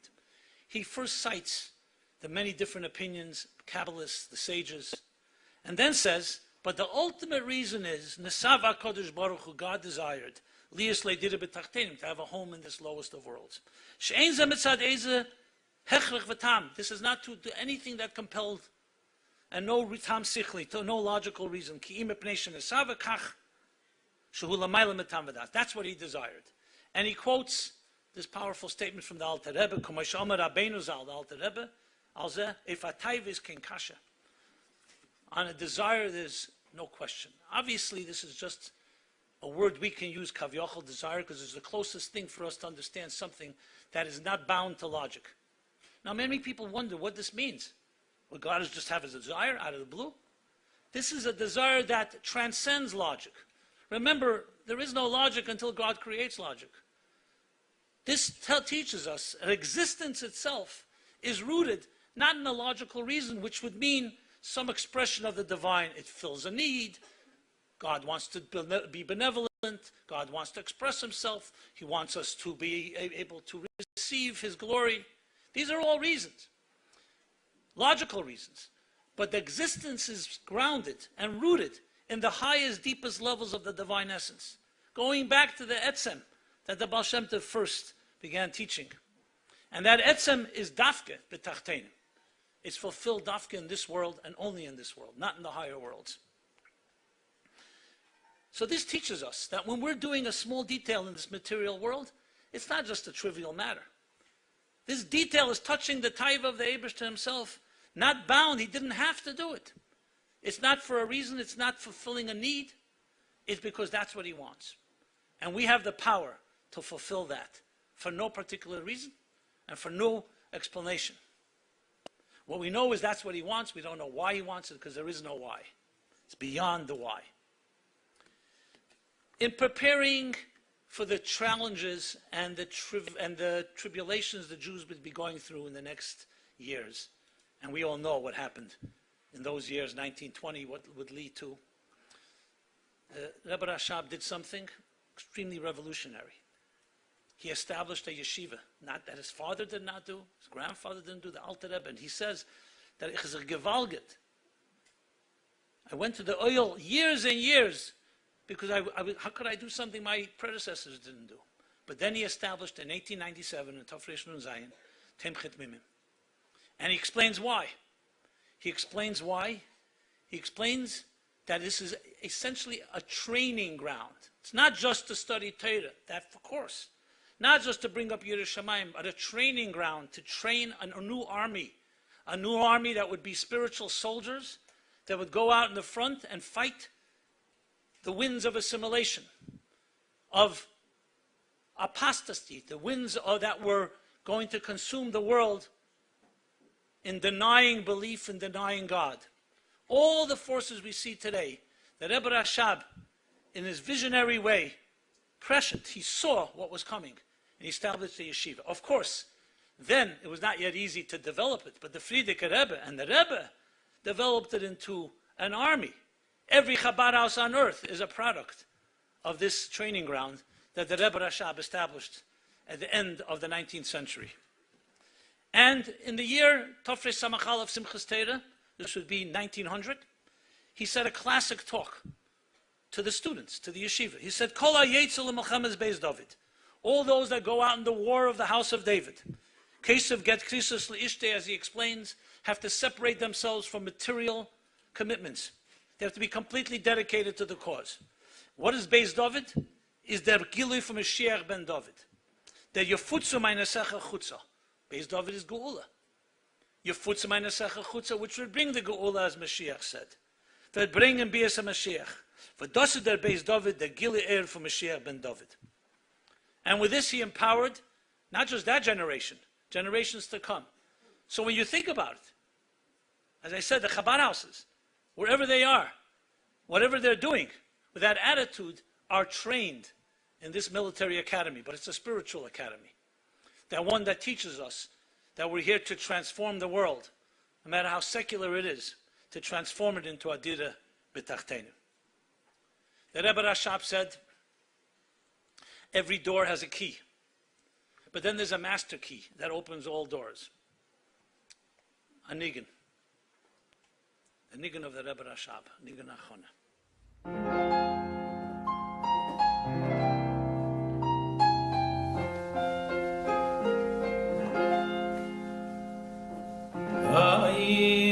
Mama,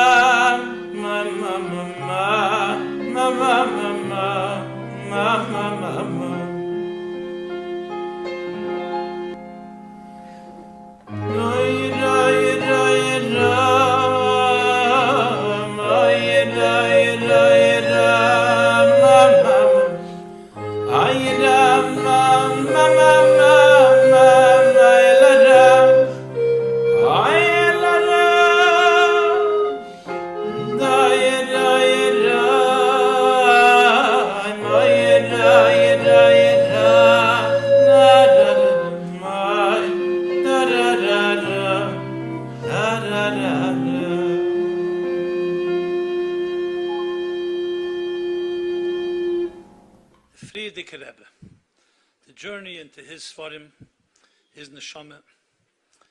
The Friedrich Rebbe assumed leadership from the Ben Yochid of the Rebbe Rashab, 1920, and that would span till 1950, till Tafshin Yud. The Friedrich Rebbe's lifetime and his leadership, we all know, was not easy. It was marked by Mesiras Nefesh and by radical transitions. And whatever was happening in the Rebbe Rashab's times now came to fruition. 1920, the Bolshevik Revolution. And you can say it breaks into 3 decades, 3 stages, as the Rebbe explains. 1920 to 1930, Friedrich Rebbe, most of those years was in Soviet Union, the former Soviet Union. The Bolsheviks did everything possible to eradicate Judaism. And the Friedrich Rebbe stood up to the point that he was arrested in 1927 and miraculously released, miraculously. But this would change radically the life of Jews in Russia. And Friedrich Rebbe was forced to leave. He didn't want to. The next decade, 1930 to 1940, he was in Warsaw in Poland, in Riga, Latvia. And this was, of course, the time when Nazism was coming to the fore. Whatever Stalin was, Yamach Shema, the Nazis were far worse. Or maybe they're comparable. And this was the Friedrich Rebbe dealing with those challenges. And then had to leave a middle, almost the last ship out of Riga to America, and coming in 1940 to America. The first half of that decade was, of course, the decimation of our Jewish people in Europe. We can only imagine what the Friedrich Rebbe went through. And the second half, from 1945 after the war, was beginning to rebuild Judaism, with everybody saying it's impossible, especially in America. Friedrich Rebbe saying America is not different. We're going to rebuild Judaism here. But it wasn't just a rebuilding, it was reinvigorating a demoralized people. You can imagine what the mood was like in 1945. But the Friedrich Rebbe, in that resolute will of a Rebbe, armed the arsenal of Chassidus. All this time, from 1920 to 1950, never stopped saying or teaching and delivering Chassidus. You would think we're under the gun, running for our lives. No. He delivered Maimorim and he wrote Maimorim. He wrote most of his own discourses. Some were memorized by Manichim, Chezrim, and then written down, but most he wrote. It's even hard to imagine. How was he writing under the gun? In years that were really horrible years. But he did. Because he knew that Chassidus is the antidote to all these difficulties. And he knew better than anyone that within every darkness lies the greatest light. And he had that attitude. And that's what his Chassidus taught. I want to read a mimer. This is, mind you, written in 1933, delivered in 1933. Literally in the wake, in the shadow of the fires that would consume Europe. The Friedrich Rebbe writes, very abstract but very powerful statement. Mitziyuse gam shel haruchni, gam ken eine mitzad atzmei.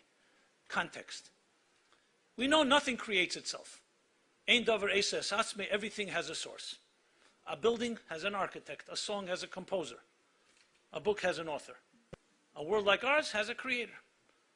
So nothing is mitzad atzmei. Everything has a source. He's saying ruchnius too, not just physical matter, even sublime things, even ideas, even spiritual concepts, spiritual reality, spiritual realms has a source. Ki mitzad hamoked. Everything comes from its source. Aval kiyumei shel mitzias haruchni hu mitzad atzmei.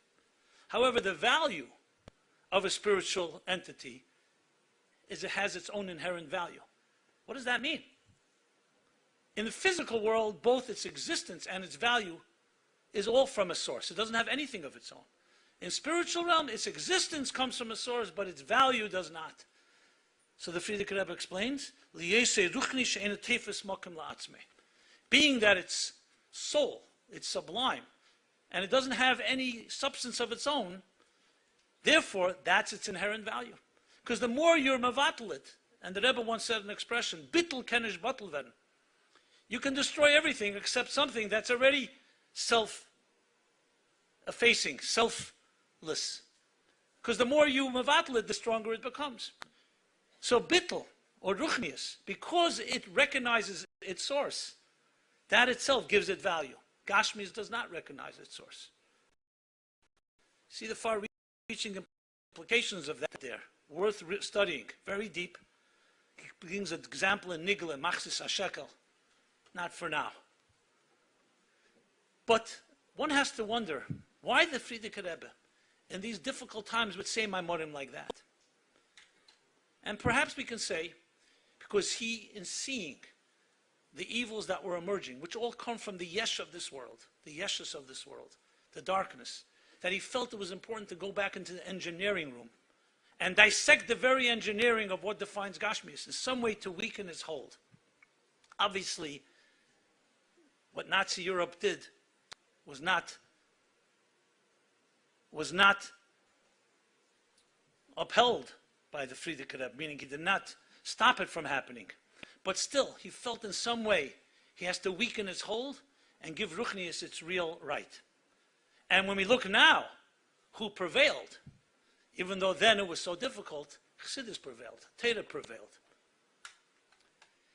Now the Frierdiker Rebbe, in a similar way, interestingly, in the first discourse he ever delivered, his Maimer, that he wrote and said, literally days after the Rebbe Rasha passed away, Reishis Goyim Amolik, the Rabbeim would say the same Maimer they began with Maimer, the last Maimer that the Rebbe before him said. The Rebbe Rashab's last Maimer was Reishis Goyim Amolik, Frierdiker Rebbe. And he talks here about a Rebbe. He says, Kedusha leizozim imkema. Holiness is permanent. It never leaves its place. Once it's there forever. Umokam ateirev aveda shel tzaddik.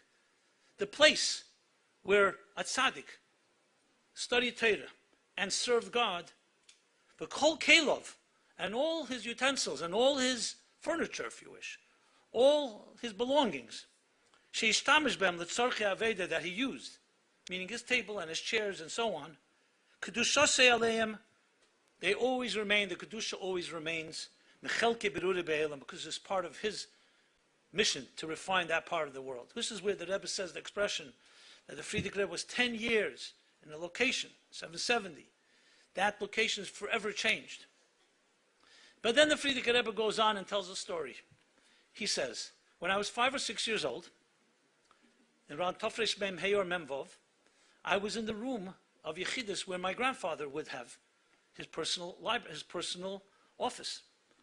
And my father, the Rebbe Rashab, after the Histalkus, the passing of the Rebbe Marash, came in, dressed with his gartel, stood at the table, his lips were whispering something, Ubocha harbe, and he cried tremendously. Essentially, that he saw with his own eyes how the Rebbe's table and chair and the Rebbe lives on. You can imagine why he would say that in the first Maimer, because that would empower him and the Chassidim with what we've been talking about, the theme of this evening. What better expression of Hey Tevis is this? That the words and the Torah lives on because the neshama of the Rebbe is invested, infused, inscribed in these words, and they live on. And the Frierdiker Rebbe felt it necessary to make that statement.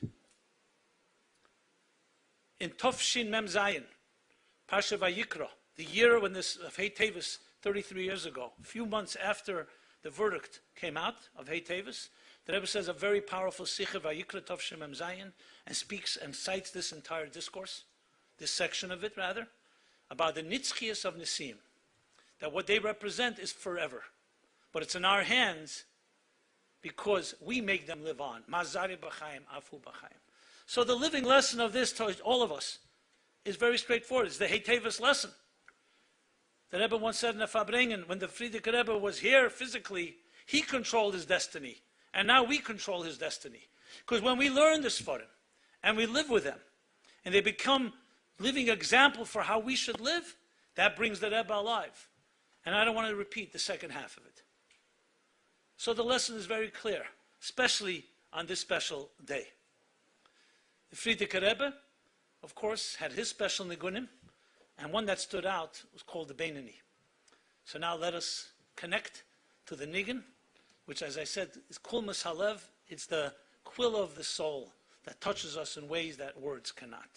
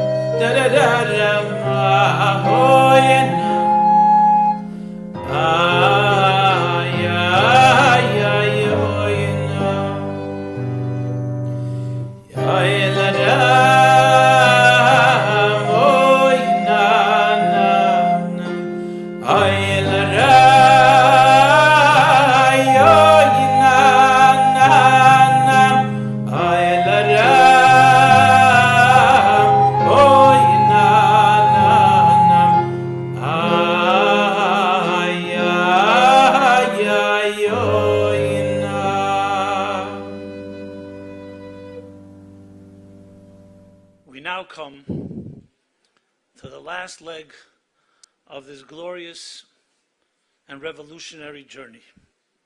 The Rebbe, our Rebbe, assuming leadership in Tafshin Yud 1950. In the aftermath of World War II, the rebuilding of Yiddishkeit, and everything we know up till this very day. And the Rebbe, in his own inimitable style, took all the Chassidus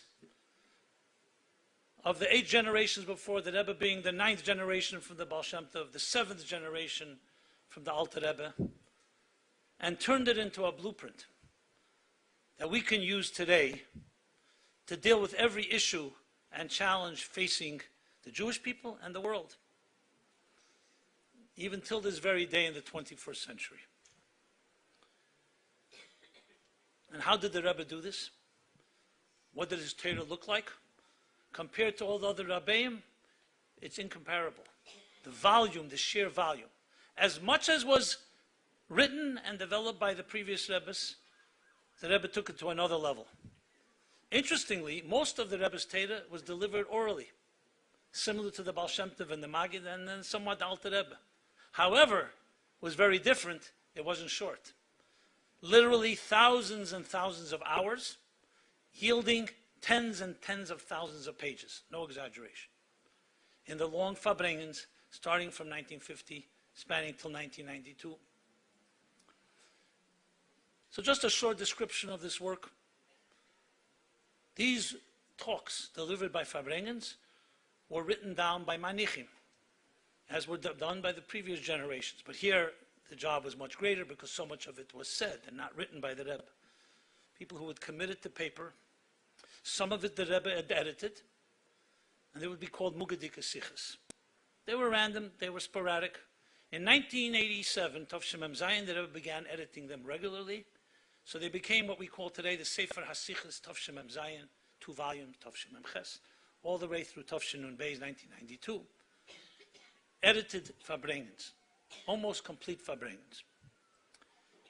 There was also Maimorim that Rebbe delivered. Official Maimorim, Divrei Elikim Chayim. Think of the name.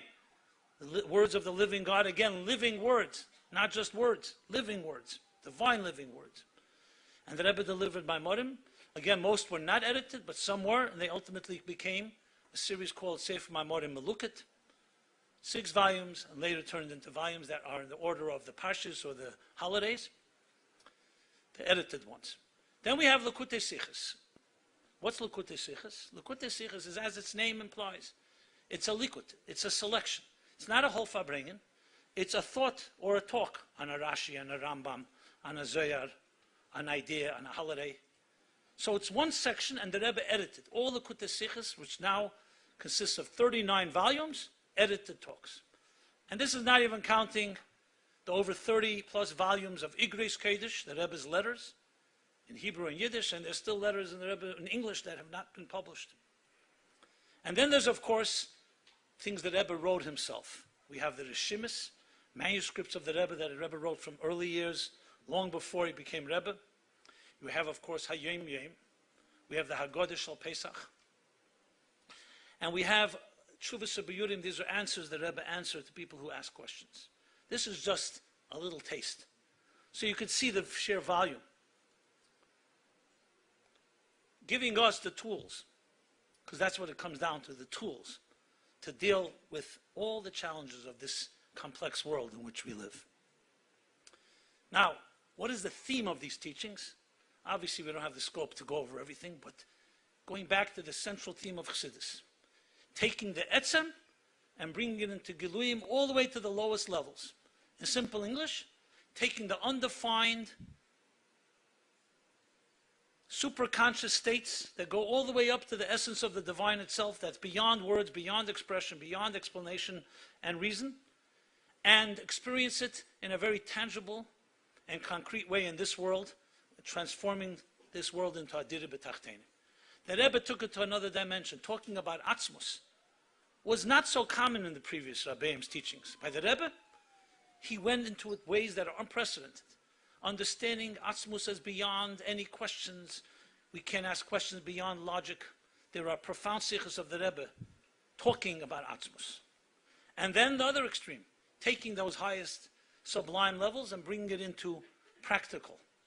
The Rebbe talks to children, the Miftsoim, the Yud Beis Psukim, and of course, Shlichus itself. Now, a central theme in the Rebbe's teachings, because the Rebbe wanted to integrate it. Remember, this is the last leg of the journey, the leg that leads us to Mashiach. So integration is critical. It can't just be something that's being transmitted from above as a gift. We have to be part of the process, or else it's not internalized. A central theme in the Rebbe's talks that has to be internalized. The deepest levels, internalized. So in one of the powerful talks that Rebbe delivered when he turned 70 years old, Yud Aleph Nisan Tov Shin Lamed Beis, and he said that people are writing letters that he should retire. So the Rebbe, in his own unique and in a slightly humorous way, went the other extreme. Not only am I not retiring, we're just beginning. And I'm going to show you that the most important thing for a person in this world is to put in effort, not just to relax. So, let's read. Der Eibishter hat eingestellt der Seder Habriya, dem Seder Habriya. God established the order of creation. As the Mensch soll seine Bedürfnisse nicht bekommen in Amuchen. That a person's needs should not come ready, made. Nor dafke durch Omel wie Gier, dafke through exertion and effort. Bigdeas durch dem soll sich aufheben zu der Madrege von a Mashpia. Because we want him to lift himself up to be a Mashpia, a giver. Umahava, a creator. Deime lebede. To be like the creator. Not a receiver, but a giver. Durch dem was der Mensch horvet und schafft bekeachatzme. Through the fact that a person struggles and builds on his own. A central theme in the Rebbe's Farbrengens, every Farbrengen you see that message. Starting from the first official Farbrengen after the Maimer Bosel Lagani, Tovshin Yud Aleph. The Rebbe said, Retzach nishtaim fegelich im Buzim, don't deceive yourself in thinking I'm going to do the job for you. You have to do your effort, and then I will help you. This was central. But this isn't just a nice idea. It's fundamental to the internalization, because you cannot have godliness in our lives if it's given to you as a gift. Then it's not ours. We don't own it. What the Rebbe was doing with this was teaching us to be leaders, to be proactive. We're not bystanders or spectators. When I turned bar mitzvah in Tov Shin Lamed, Simchas Torah, so as a child in Crown Heights, I used to always be by the Rebbe's dancing Simchas Torah HaKofas under the tables with the children. Okay, now I'm turning bar mitzvah, now I'm an adult. I'm still not an adult, but I thought I was an adult then. And they put on this big hat on my head, and I was so proud. Come Simchas Torah, I'm not under a table. I stood with one of my uncles in the bleachers. That's where the adults stood. After the first HaKofa, the Rebbe turns to my father and says, where's your son? He would always dance with us down here. So my father proudly points to me standing in the bleachers. And the Rebbe smiles and says, no, erich shenech geworden a spectator. He also now became a spectator. So you can imagine, they made sure I went down to the floor. And all the Bochrim that year who heard that no longer stood in bleachers. By the Rebbe, the bleachers were spectators. We're not bystanders or spectators. We make things happen. We don't wait. This is the empowerment of the Rebbe to our generation to be leaders. Every shliach, and many on the natural leader will tell you, I'm not a natural leader. I don't know what I would have been. But the Rebbe, that's what he insisted. Everybody is a leader in their own way. You take the initiative. You don't wait. The best defense is offense. This dramatically affected our entire generation. Because who would we be without that attitude? And look what it accomplished. Leadership. Aveda b'keyach atzmei. And today, more than ever, after Gimel Thomas, 25 years, in a tragic way, it's so apparent. It is in our hands right now. because kavyachol, so to speak, we can't depend on Giluyim from above. We hope we could. And we hope and pray that God should have Rachmanas, that Rebbe should have Rachmanas and just lead us out of Golus. But as long as we're here, we were charged with a mission. We're not waiting on the sideline. You have to do what you can do. And this leads us to the most important of all, the actual mission of this generation, which the Rebbe stated right at the outset in his first official discourse, Basur Legani Tovshin Yud Aleph. One small segment. And this is what is demanded of every individual, kol echad ve'echad, or kol echad ve'achas, you can say, of us from the seventh generation of this journey of the Alter Rebbe, from the Alter Rebbe, the kol hashvi and chavivin, all sevens are precious. The ima yesh zeh she'anachnu b'der hashvi hu lo yal pi b'chiroseinu v'lo yal yedei v'deseinu. Even though the bare fact that we're the seventh generation is not necessarily, well, it doesn't say not necessarily, it says it's not based on our choice and our service, on our effort. Ubekam inyonim efsher, and in many ways, or in several ways possibly, it's shalei kefirot seinenu. We don't even want it. B'kol mokim hine kol shmi and chaviv. Nevertheless, that's a fact. All sevens are precious. Shenimtsoyim anachnu. We find ourselves now in the footsteps of Mashiach, at the end of the process. And what is our work? The work of the seventh generation is similar to the seventh generation of Moshe from Avram Avinu. Ligmer hamshoches hashchina, to finish the job to bring in the Shechina down below. And not just the Shechina, we talked about the highest levels. Leirak Shechina ki im iker Shechina, as the Rebbe explains in the Maimer. The highest levels before the Tzimtzum all the way to the Etzem. Ubetachtenim dafke. The two extremes, from the highest down below. That's our job, to finish the 7 generations from the Alter Rebbe, the 9 generations from the Baal Shem Tov, the 90 generations from Moshe Rabbeinu, and you could say the generations back from the beginning of time, when Adam and Chava were put into Gan Eden. We are now in the time we're finishing a process, a journey, a marathon that's been going for so many years. You can't take this lightly. This is the mission. And the mission continues to be part of this generation of ours. And we have a role to play. It's not just we're reading words. 40 years later, Chavches Nissen, Tafshin Nun Aleph. 40 years from Tafshin Yud Aleph. The famous emotional plea from the Rebbe. And these 3 lines capture it powerfully. Hadover hayechidi sheyechen lilases. The only thing I can do. This is after the Rebbe saying, I did everything I can all through these 40 years. Limsere in alechem, to give it over to you. Asu kol asher b'yicholtechem, do everything in your power. In yonim shem be'efen de'eres deteyu, things that are radical, that may be considered wild.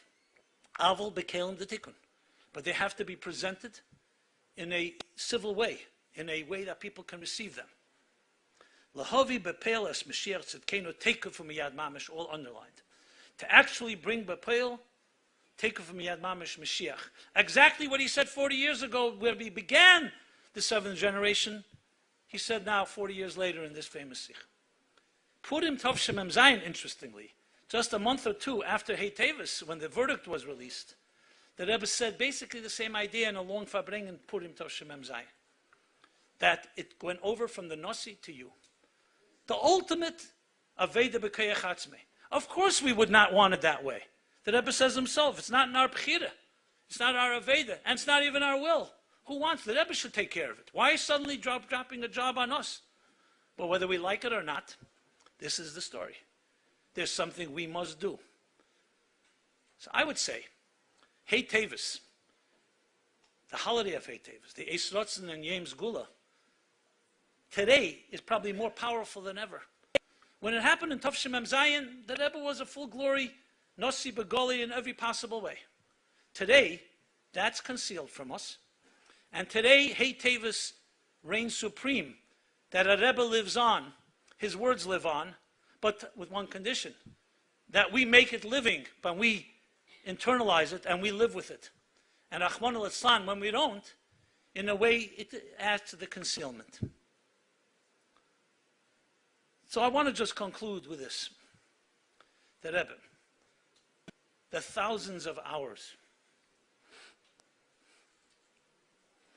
that he sat and he poured out his heart and soul, trying to reinknellen, trying to get the message across to us.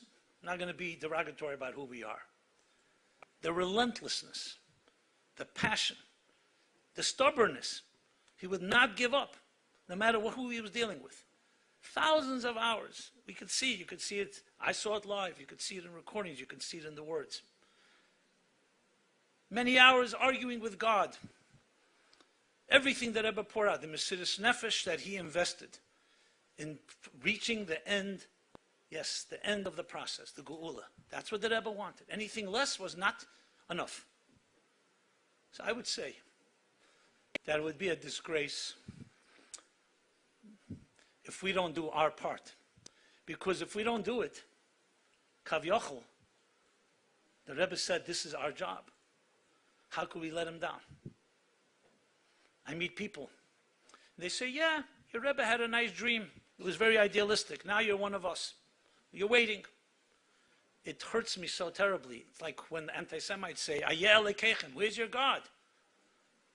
We, Hey Tevis, today, have the responsibility to bring the Rabbeim alive through their words, through their teachings, by living it. And none of us can say we're too small. The Rebbe made it very clear. He negated every possibility. You could say, I didn't choose it. No one asked you. You didn't work for it. Again, no one asked you. You may not even want it. That's not the issue here. This is the job. Anyone that takes this somewhat seriously has to ask themselves, 25 years, what have we done? And where are we going?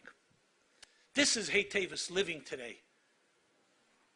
And that's why it was so important, that verdict, among many other reasons, to establish, even in a secular world, that a Rebbe lives on. He's not a private citizen. His books are not just books, they're lives. And the lives are in our hands, because the Rebbe belonged to Chassidim. So Chassidim, whether we like it or not, in a way, control the Rebbe's destiny. So my question to myself and to all of us is, what are we going to do with this? And for this, we were chosen. Ata v'chartanu.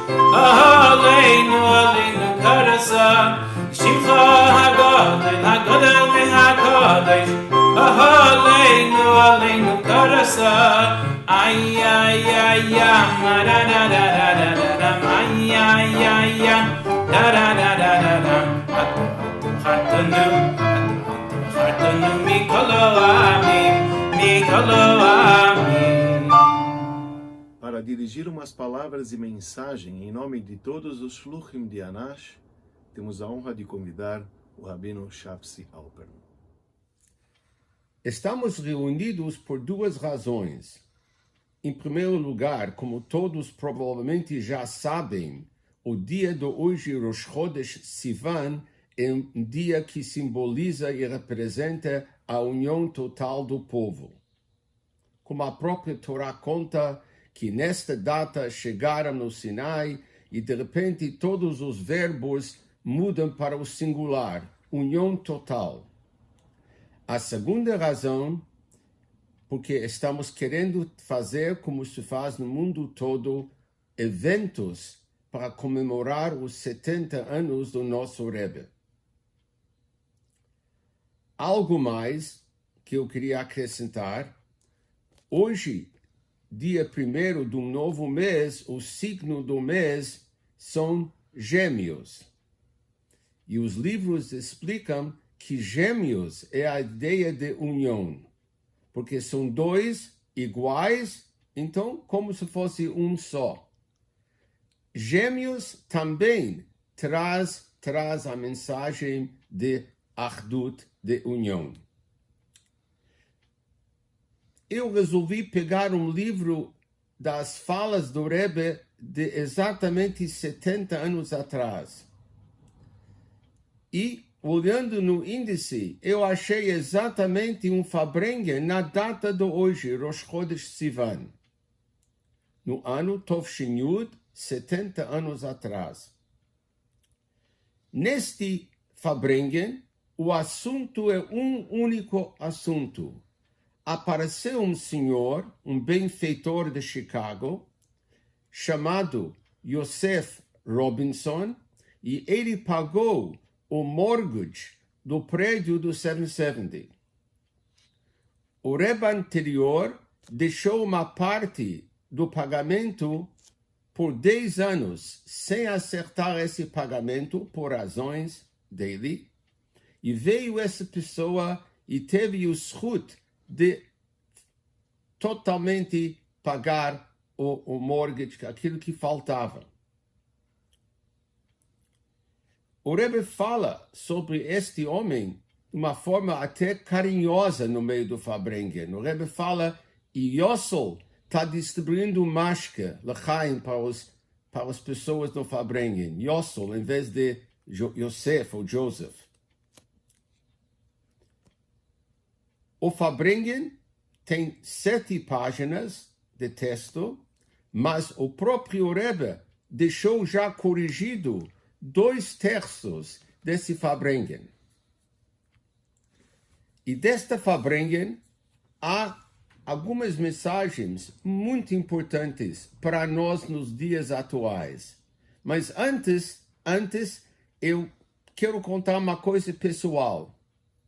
No prédio onde a gente tem um apartamentozinho na Flórida para as férias, a vizinha, uma das vizinhas nossa, é a nora desse senhor Robinson, Dona Fritzi Robinson. Ela é uma pessoa não tão religiosa, mas moderna. E ela contou 2 coisas que eu preciso repetir. Uma, que existia na família cartas muito interessantes do Rebbe para o sogro dela, que nós ainda não conseguimos encontrar. Ela, quer dizer, não conseguiu encontrar para nós mostrar. E número 2, ela contou um costume muito interessante do sogro dela, esse homem que pagou o mortgage, que ele é um homem muito bem de vida, bastante corajoso, e Shabbat à tarde ele tinha um costume de ir nas lojas de departamentos ou supermercados e começava a gritar para as mulheres judias: hoje é Shabbat, é proibido fazer compras. E não tinha medo de ninguém, era muito conhecido, muito bem de vida. Praticamente sempre o dono da loja chamava a polícia, ele foi preso muitas vezes, mas quando viram quem é, soltaram ele em seguida na própria delegacia. Mas este era uma das campanhas que este homem inventou na vida. Muito bom. Voltando para o nosso assunto, Nesse Fabrengen, o Rebbe chama o 770 uma casa geral, uma casa para todo o povo de Israel. E o Rebbe frisa duas coisas muito importantes para lembrar. O Rebbe fala que o Rebbe anterior, como o Rebbe hoje, não veio para receber dinheiro, veio para dar. E o Rebbe dá para a pessoa, e além de dar condições para a pessoa, o Rebbe dá para cada um de nós koach, força para fazer as coisas boas e positivas. Então o Rebbe deu para esse senhor o mérito de pagar o mortgage, e assim ele dá para cada um de nós aquilo que nós necessitamos e a força para fazer e cumprir a vontade do Rebbe. Isto é muito importante lembrar, especialmente nos dias atuais, quando devemos procurar aumentar mais e mais coisas boas, que isso vai resolver o problema nosso e de toda a humanidade. Aliás, o Rebbe menciona no Fabrengen que esse homem Robinson teve mais um zchut, mais um mérito. Ele pagou a primeira edição daquela famosa enciclopédia Sdei Chemed. Também ele que patrocinou a publicação. Então, alguém no Fabrengen falou para o Rebbe, então, o senhor não podia falar alguma coisa sobre o Sdei Chemed? O Rebbe falou para a pessoa, abre a página que quiser, eu falo. E assim aconteceu. Uma coisa muito bonita e dramática. De qualquer maneira, vamos lembrar as lições do dia, da data, a ideia da união, e que o Rebbe veio para dar. O Rebbe continua dando e força para cumprir a vontade dele. E vamos lembrar algo muito mais ainda, algo muito mais importante perto do assunto nosso hoje em dia. Está escrito na Torá que nesta data, quando o povo chegou no Sinai, aos pés do Sinai, todas as doenças desapareceram, diz o Talmud. É um dia ligado com cura. Que seja assim para nós, para toda a humanidade, para todo o Brasil. Boas notícias. Agora temos a honra de convidar o Rabino Simon Jacobson ao vivo, que responderá às perguntas interessadas dos ouvintes via chat, através do canal do YouTube.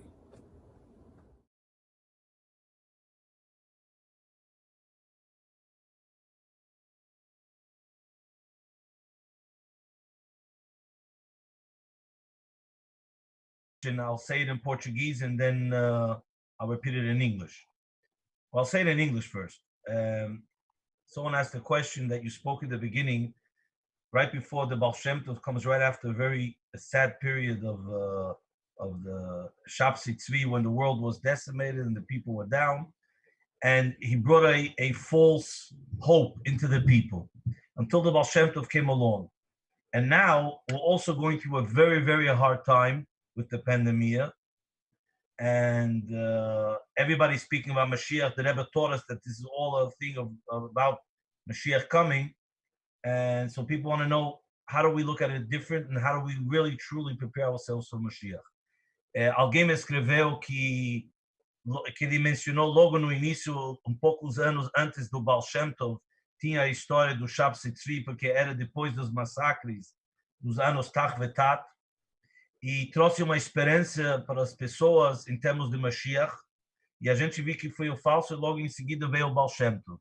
Então, como a gente vê isso hoje em dia, que nós estamos numa pandemia, num momento muito sério, e a gente só fala, os rabinos, em geral, fala sobre Mashiach, e o Rebbe ensinou que nós estamos na beira de receber Mashiach. Então, como a gente encara isso hoje em dia, ou a ideia do Mashiach e o Mashiach de verdade que está vindo? So thank you. Hello, everyone. Regards from New York. I hope everybody's well and stays well. And Baruch Hashem, I hear from Rabbeinu Shulkraut, the Hatzlacha, the success, such Achdus Anresh Chedesh Sivan, which is a day of Ki'isha Echad B'Lev Echad. So let me answer the question. It's an excellent question. And let me just give a small example. You know, it's like somebody who is going on a date, and he with another person, with a woman, they're dating once, twice, 3, 4, 5 times, and they start liking each other. But then after 10 dates, the woman says to him, no, you're not for me. And his heart is broken. And he comes back home and his parents say, so you want to go on a new person? He says, no, I've been disappointed and I can't do it anymore. I'm too hurt. We all know that the healthy approach is get over your hurt and do it the right way.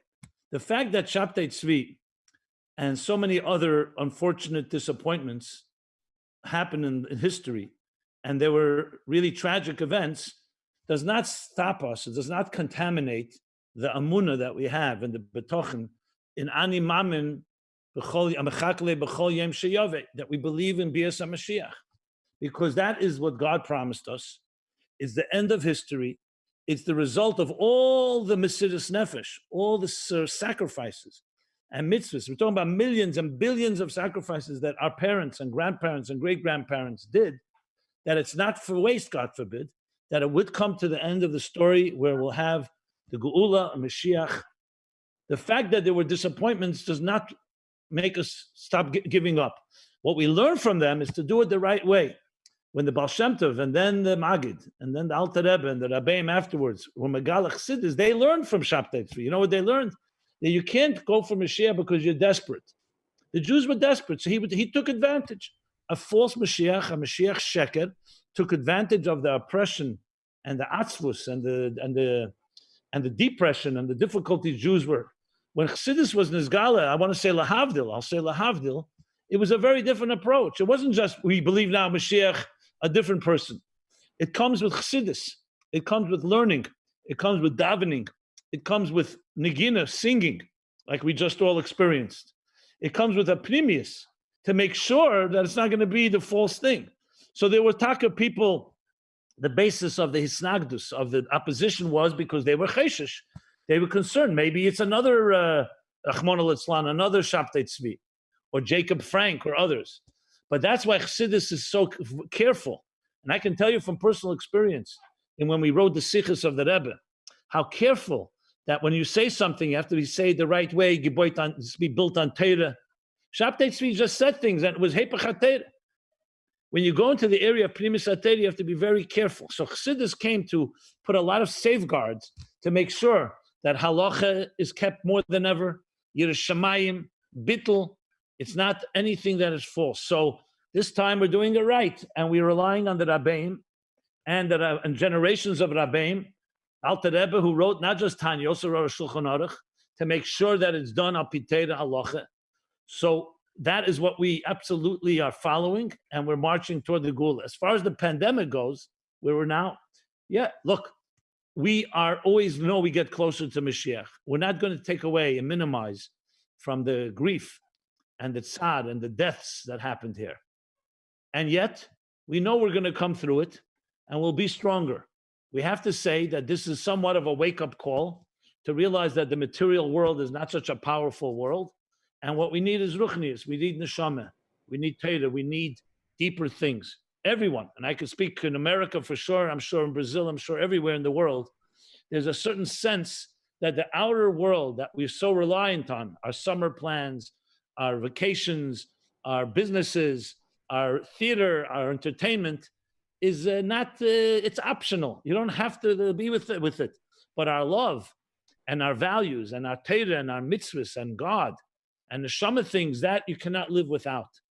So we have to say that whatever reason, we don't know the Eibishter's mysterious ways, that this is a step that hopefully will finally bring the final step of it will be that there'll be Leyosim Kol Machla, there'll be Basiresi Kol Machla, that will removal of all illnesses, including this coronavirus.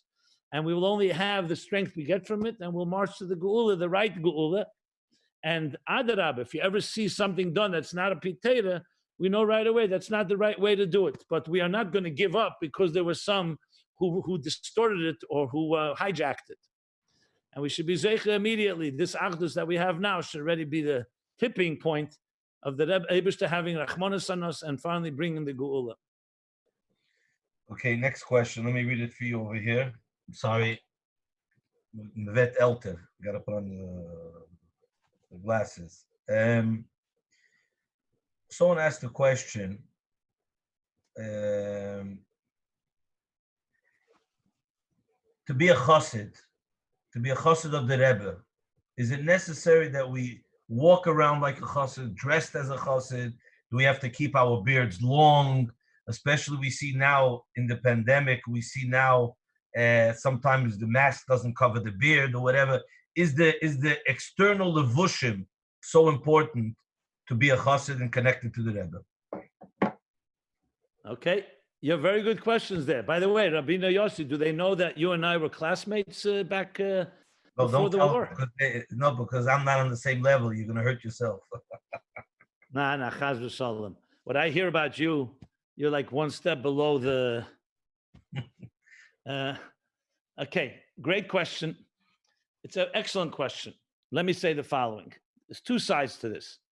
On one hand, one of the Rebbes, I think it was the Gera Rebbe, that he was being Mekarev. He brought closer one of his Chassidim who didn't have a beard.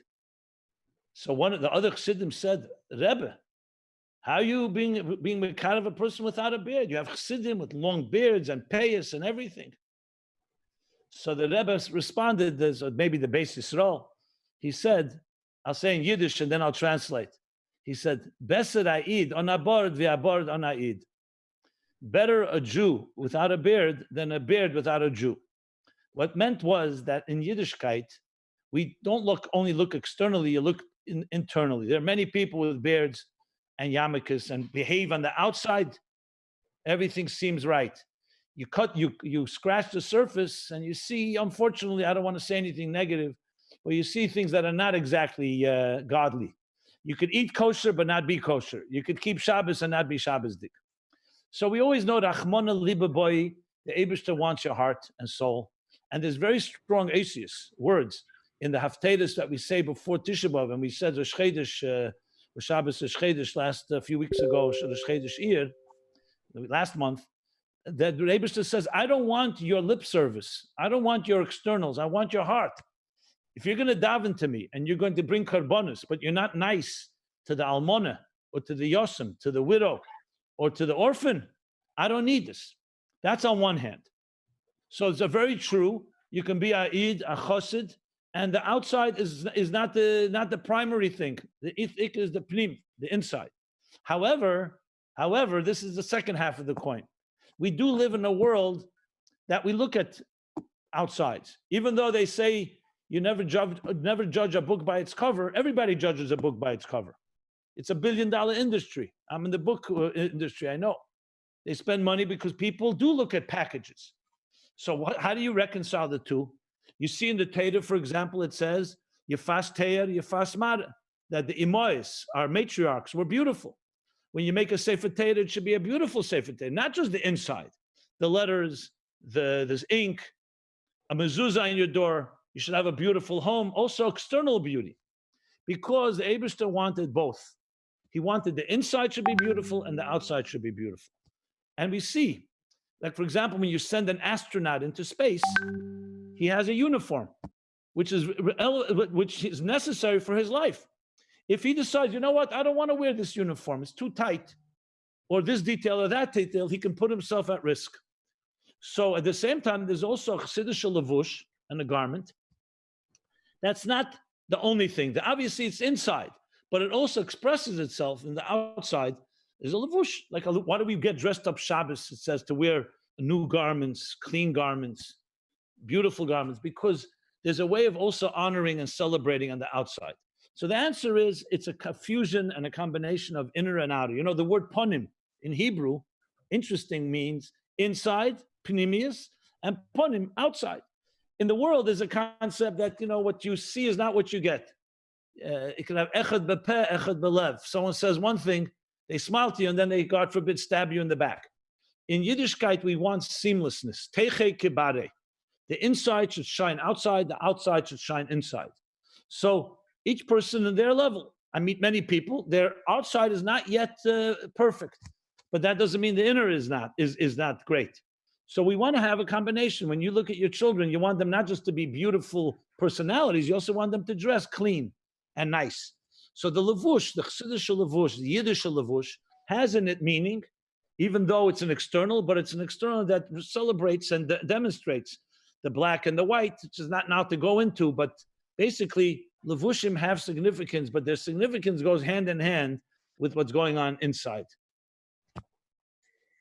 Time now is coming in too many questions. Okay, I forgot to say it in Portuguese, the last question, but I'm going to say this one in English and then in Portuguese.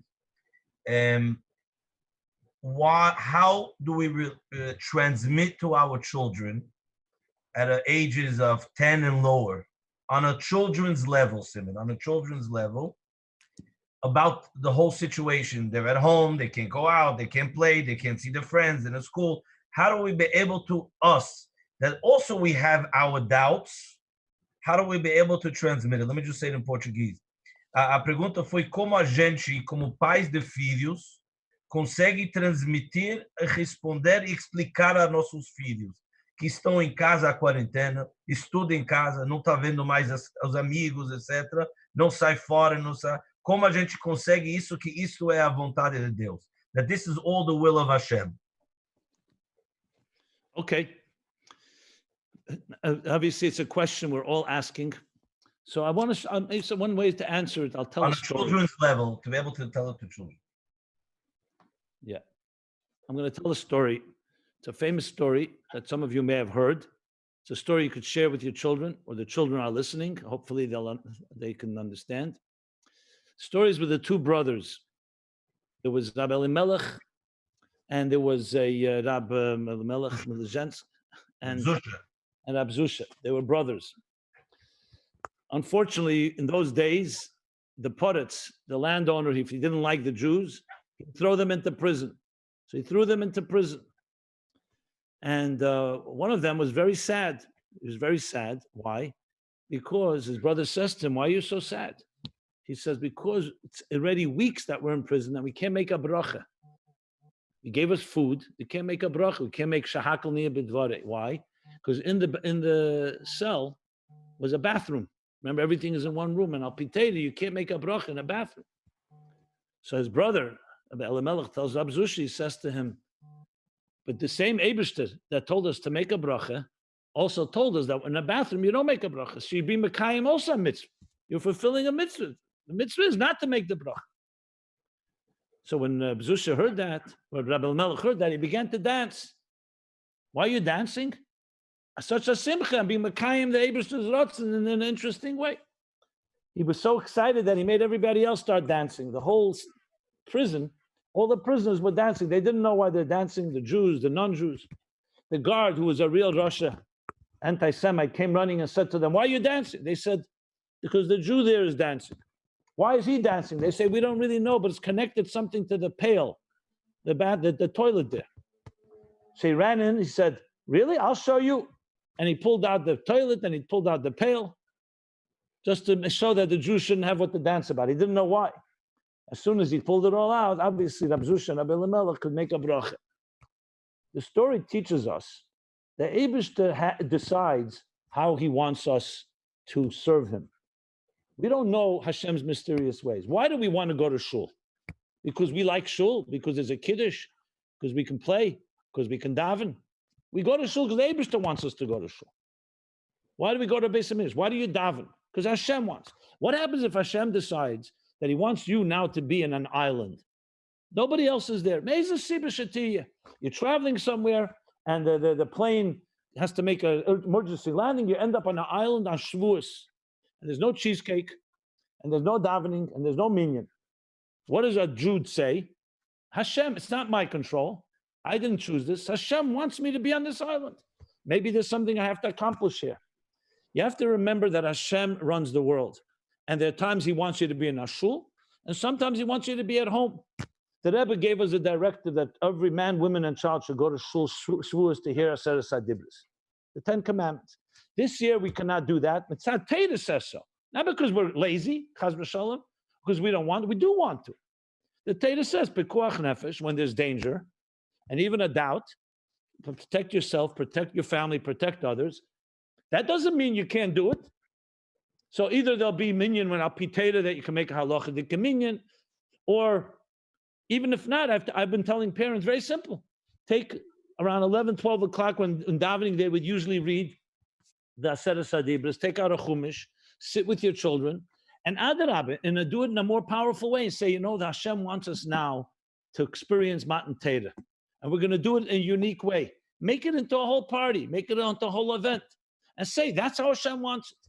I think it's critical because in many ways, many people are appreciating what a shul, what davening is, more than ever, because when you don't have it in the regular way, you start digging deeper and looking for a new way to say it.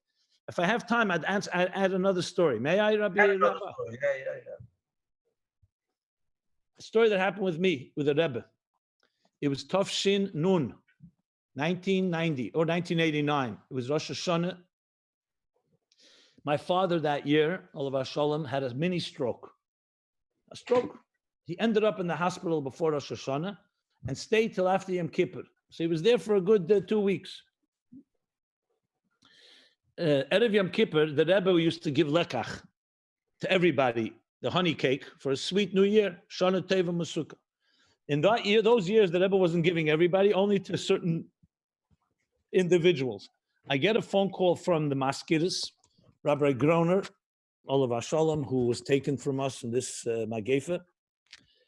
And he said to me, the Rebbe wants you to come to get lekach for your father. I run right over to 770. I go by in Gan Eden Atachten, right by the Rebbe's door. The Rebbe gives me, I think it was 2 pieces of cake, honey cake. Said to me, das ist für ein Taten, this is for your father. Tell him he should have a gesunte und a gebenchte und gesunte Jahr, a blessed and healthy year. And then the Rebbe smiled, and this is the words he told me. He said, tell your father, as et verendigen, sag dem Taten, as et verendigen sein Schliches, wird mit dem geschickt, wird man ihm von dort nach Reis lassen. Tell your father that when he'll finish the mission for which he was sent there to the hospital, they will release him. I ran right away with the cake to the hospital. My mother was there with my father, and I told my father, I gave him the cake, I told him everything. My mother started running around doing miftzoyim, talking to the doctors and the nurses. My father called her back and said, look, it's not your shlichus. You're only my wife. You're my guest here. My shlichus. And the Rebbe, he did what he did. He spoke to that. I'm not sure exactly what he did, but he was mekayim his shlichus as best as his ability. Just to show you how serious this was, it wasn't a joke. The Rebbe sent Rabbi Chadakov, the Rebbe's chief of staff, his head secretary. The day after Yom Kippur, he shows up at the hospital. He wasn't well. He was already an older man. But he came. He says to my father, the Rebbe wants to know, did you finish your shlichus yet? So they can release you. Now tell me, think about this. Who goes to a hospital for fun? Nobody goes to hospitals for fun. You go to hospital because you have no choice. Because God forbid, there's danger, and the hospital is the only place that can help you. And you want to get out of there as soon as possible. The Rebbe, however, looks through the eyes of a Rebbe, and he teaches us. There's no such thing that you're here by accident. There's no such thing you just fell in here because you were sick. The Eibishter needed you to do something in this place. So therefore, Rahman al-Islam, you were led here in not a positive way. It was a stroke. Nobody wanted the stroke, but the Eibishter wanted you in the hospital, and you need to do something here. And when you finish, the Eibishter will release you and you will heal you. It's an unbelievable way of looking at life. Even individually, before this pandemic, before this whole lockdown, that we sometimes end up in a place we don't want to be. But when you say to yourself as a chassid, Ma'ashem mitzadi gover kenanu, God leads the footsteps of a person. You're here because the Eibishter wants you to be here. It could be a place you didn't want, but the Eibishter wants. And you turn it into a mitzvah. You say a good word to somebody. You may have gone for other reasons. There's always a deeper reason, a deeper choreography, a narrative that we don't always understand. So now when collectively we are told you have to be at home, so that doesn't mean, that's not a punishment. It means it's an opportunity to fulfill a shlichus perhaps that we haven't done before. I'm not explaining why God did it. We all wish it was done in a nicer and more pleasant and not threatening, frightening way. But the fact is now that Mitzias is, I just saw from the Rebbe Rashab, he says, on Hashgacha Pratis, you don't ask farvos.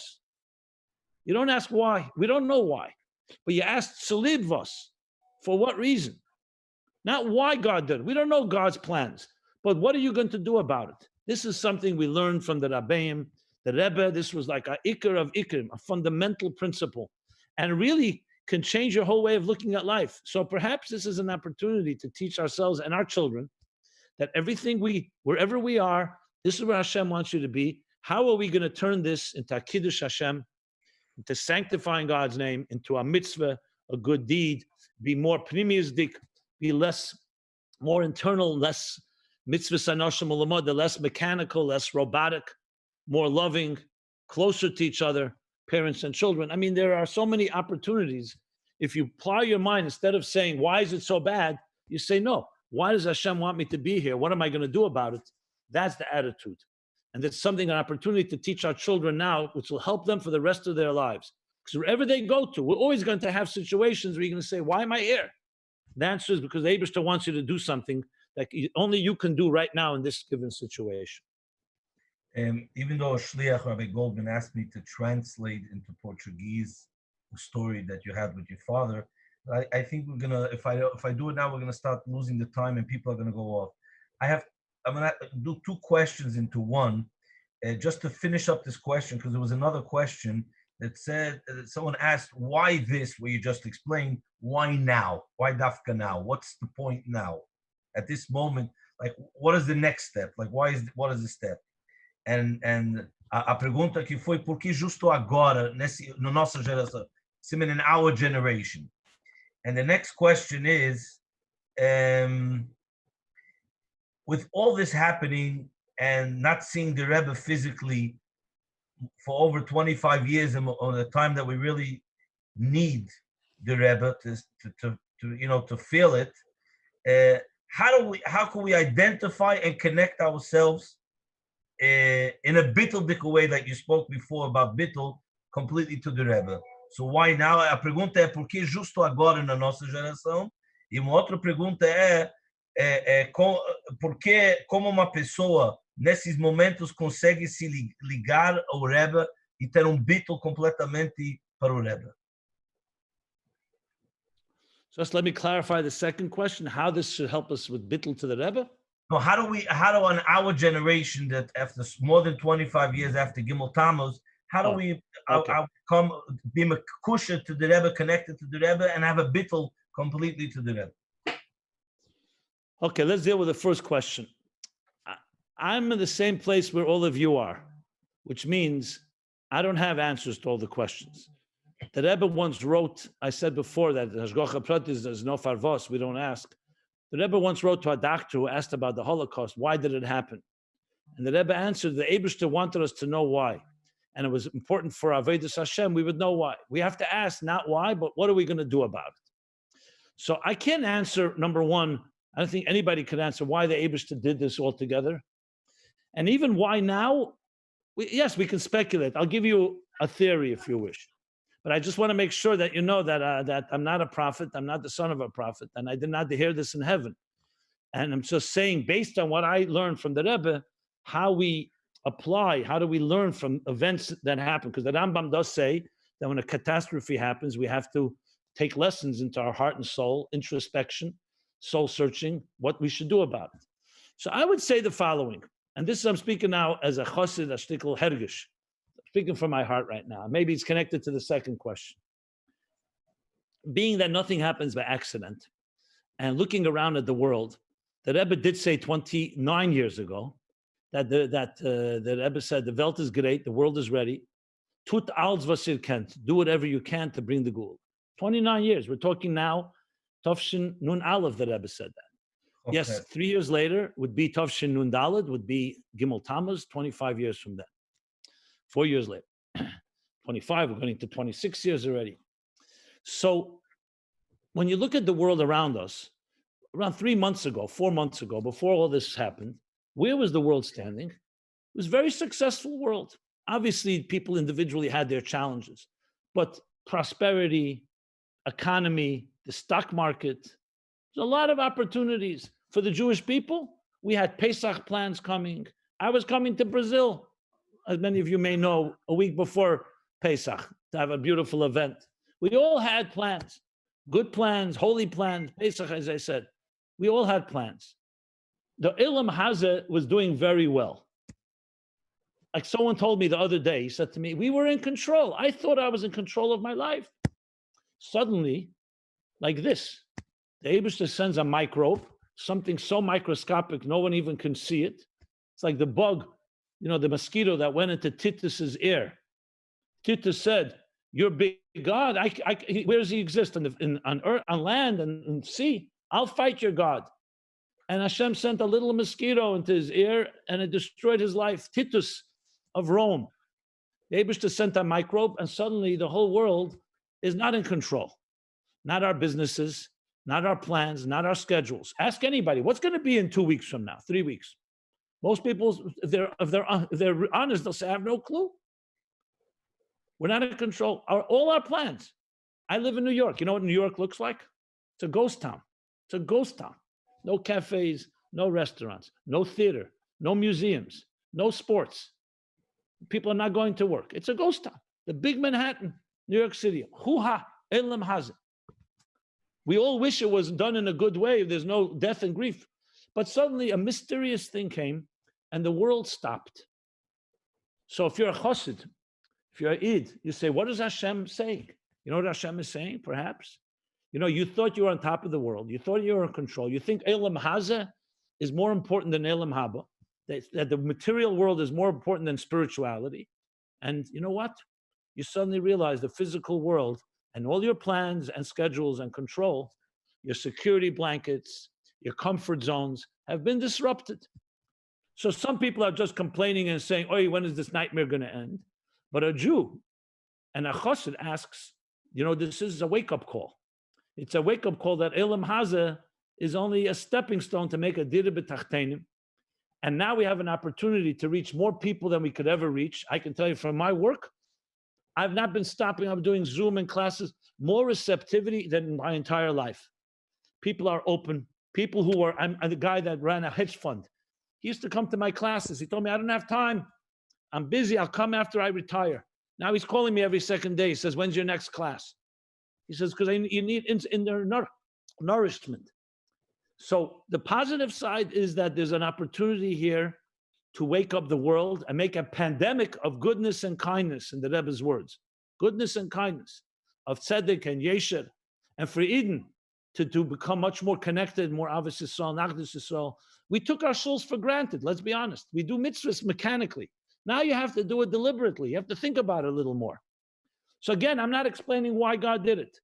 But if you're asking why now, maybe this is the ultimate wake-up call. Now I'll add one more thing as a chassid, and this comes to the bittul, to the Rebbe, the second question. It's 29 years when the Rebbe said, "Ich hab alles getan. I did everything I can, do whatever you can." And I'm speaking now, I apologize if this offends anybody, but I'm speaking to myself as well.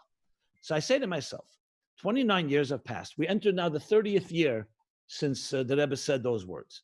A Rebbe says words, it's not stam gesagt. It's a tzaddik. Shechina medaberes meter greine. The Shechina, God is speaking through him. He said very strong, tut alles was ihr kennt. Do everything you can. So I look at myself and I say, so what did I do exactly? What did I do in the last 30 years? So yes, I wrote a book called Torah Meaningful Life. I gave many classes. I've written. I can't say I did nothing. But did the Geula come? Did we achieve the goal? No. That means we didn't do enough. And I know in my heart that I definitely did not do enough. So I'm saying to myself, maybe after 30 years, 29 years, the Eibishter in heaven, the Rebbe with the Eibishter, says, you know what? I told you the world is ready. So far, you haven't taken advantage of that. Now I'm going to show you the world is completely receptive. Now, imlay achshav emasai.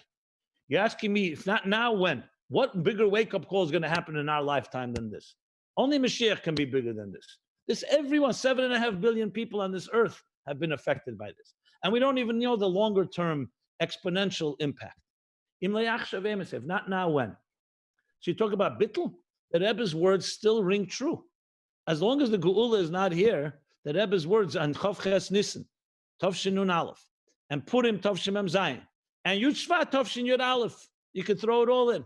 Deir Hashvi, that this will be the day. We have many questions. You could say, why didn't it come till now? What did the Rebbe mean? What does Deir Hashvi mean? When is it? These are all nice questions. Tapara de Placha means action. What are you and I going to do about it? If this wake-up call is not going to get us going, I don't know. I don't want to look back on 2020, Tavshin Pei, and stand before the Rebbe and say, the Rebbe said, so what did you do in the months from Purim to Shavuos Tavshin Pei, when this whole world was disrupted? I think we all have to look inside our hearts and souls and be able to say we did something. Now, I think this gathering is something, but I think that we have to go more and more, because Imlay Ach Shaveh say, you want bittul to the Rebbe? Bittul means fulfilling what the Rebbe asked us to do and putting everything aside. And like they say about insanity, insanity is doing the same thing and expecting different results. We have to do something different. And I say different, chaz v'shalom, not waver from derech yeshara of Torah mitzvahs, lilmud in Yoni Gula Mashiach. I don't mean something, we don't need new mitzvahs. We don't need new Torah, God forbid. What we need is a new initiatives, a new way, a new echus, a new quality, reaching more people than ever. Today, look at technology, what it's doing. You can reach millions, billions of people. We just have to put our heads together. The last words of the Rebbe in Chav Ches Nisim was what? Should be 1, 2 or 3 of you that will strategize what to do and how to do it. So to me, the bittul of the Rebbe is fulfilling the Rebbe's marching orders, the last ones he gave us. We do mivtzayim, we do shlichus, but the last ones, to take the entire world and bring them the message of geula, of goodness and kindness. That's what the Rebbe said to CNN. They asked him, what is the Rebbe's message to the world? The Sheikh is on his way, increase in acts of goodness and kindness, and will speed his coming, to make a pandemic of goodness and kindness. This is my hergish. Again, I'm sure other people may have other opinions or thoughts, but I try to answer both questions in one. This is what I believe is why it's happening now and what we need to do about it. I want to thank you so much. I want to just tell you, people have been listening for 4 hours now straight, from 10. I'm sorry, 3 hours. People are 3 hours mamash listening. Kol hakavod. Sei gesund. Have a good yontif, and thank you really so much. A good yontif to all of you. Kabbalah Satere b'simcha b'pnimius.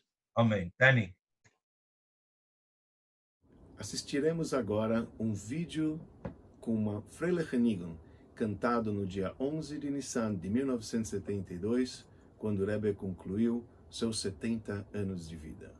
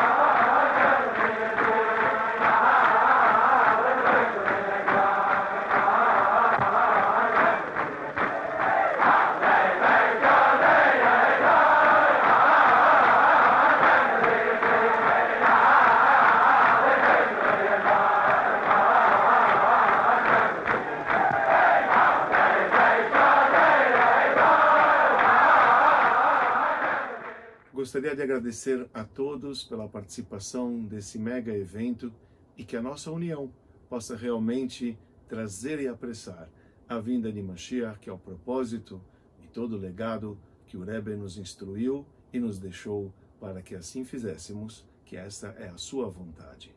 Que realmente tenhamos um bom Yom Tov feliz a todos e que possamos receber e escutar os 10 mandamentos do próprio Rei Mashiach, o Beit HaMikdash HaShlishi, com a revelação do nosso Rebbe, nos guiando. Amém, que assim seja.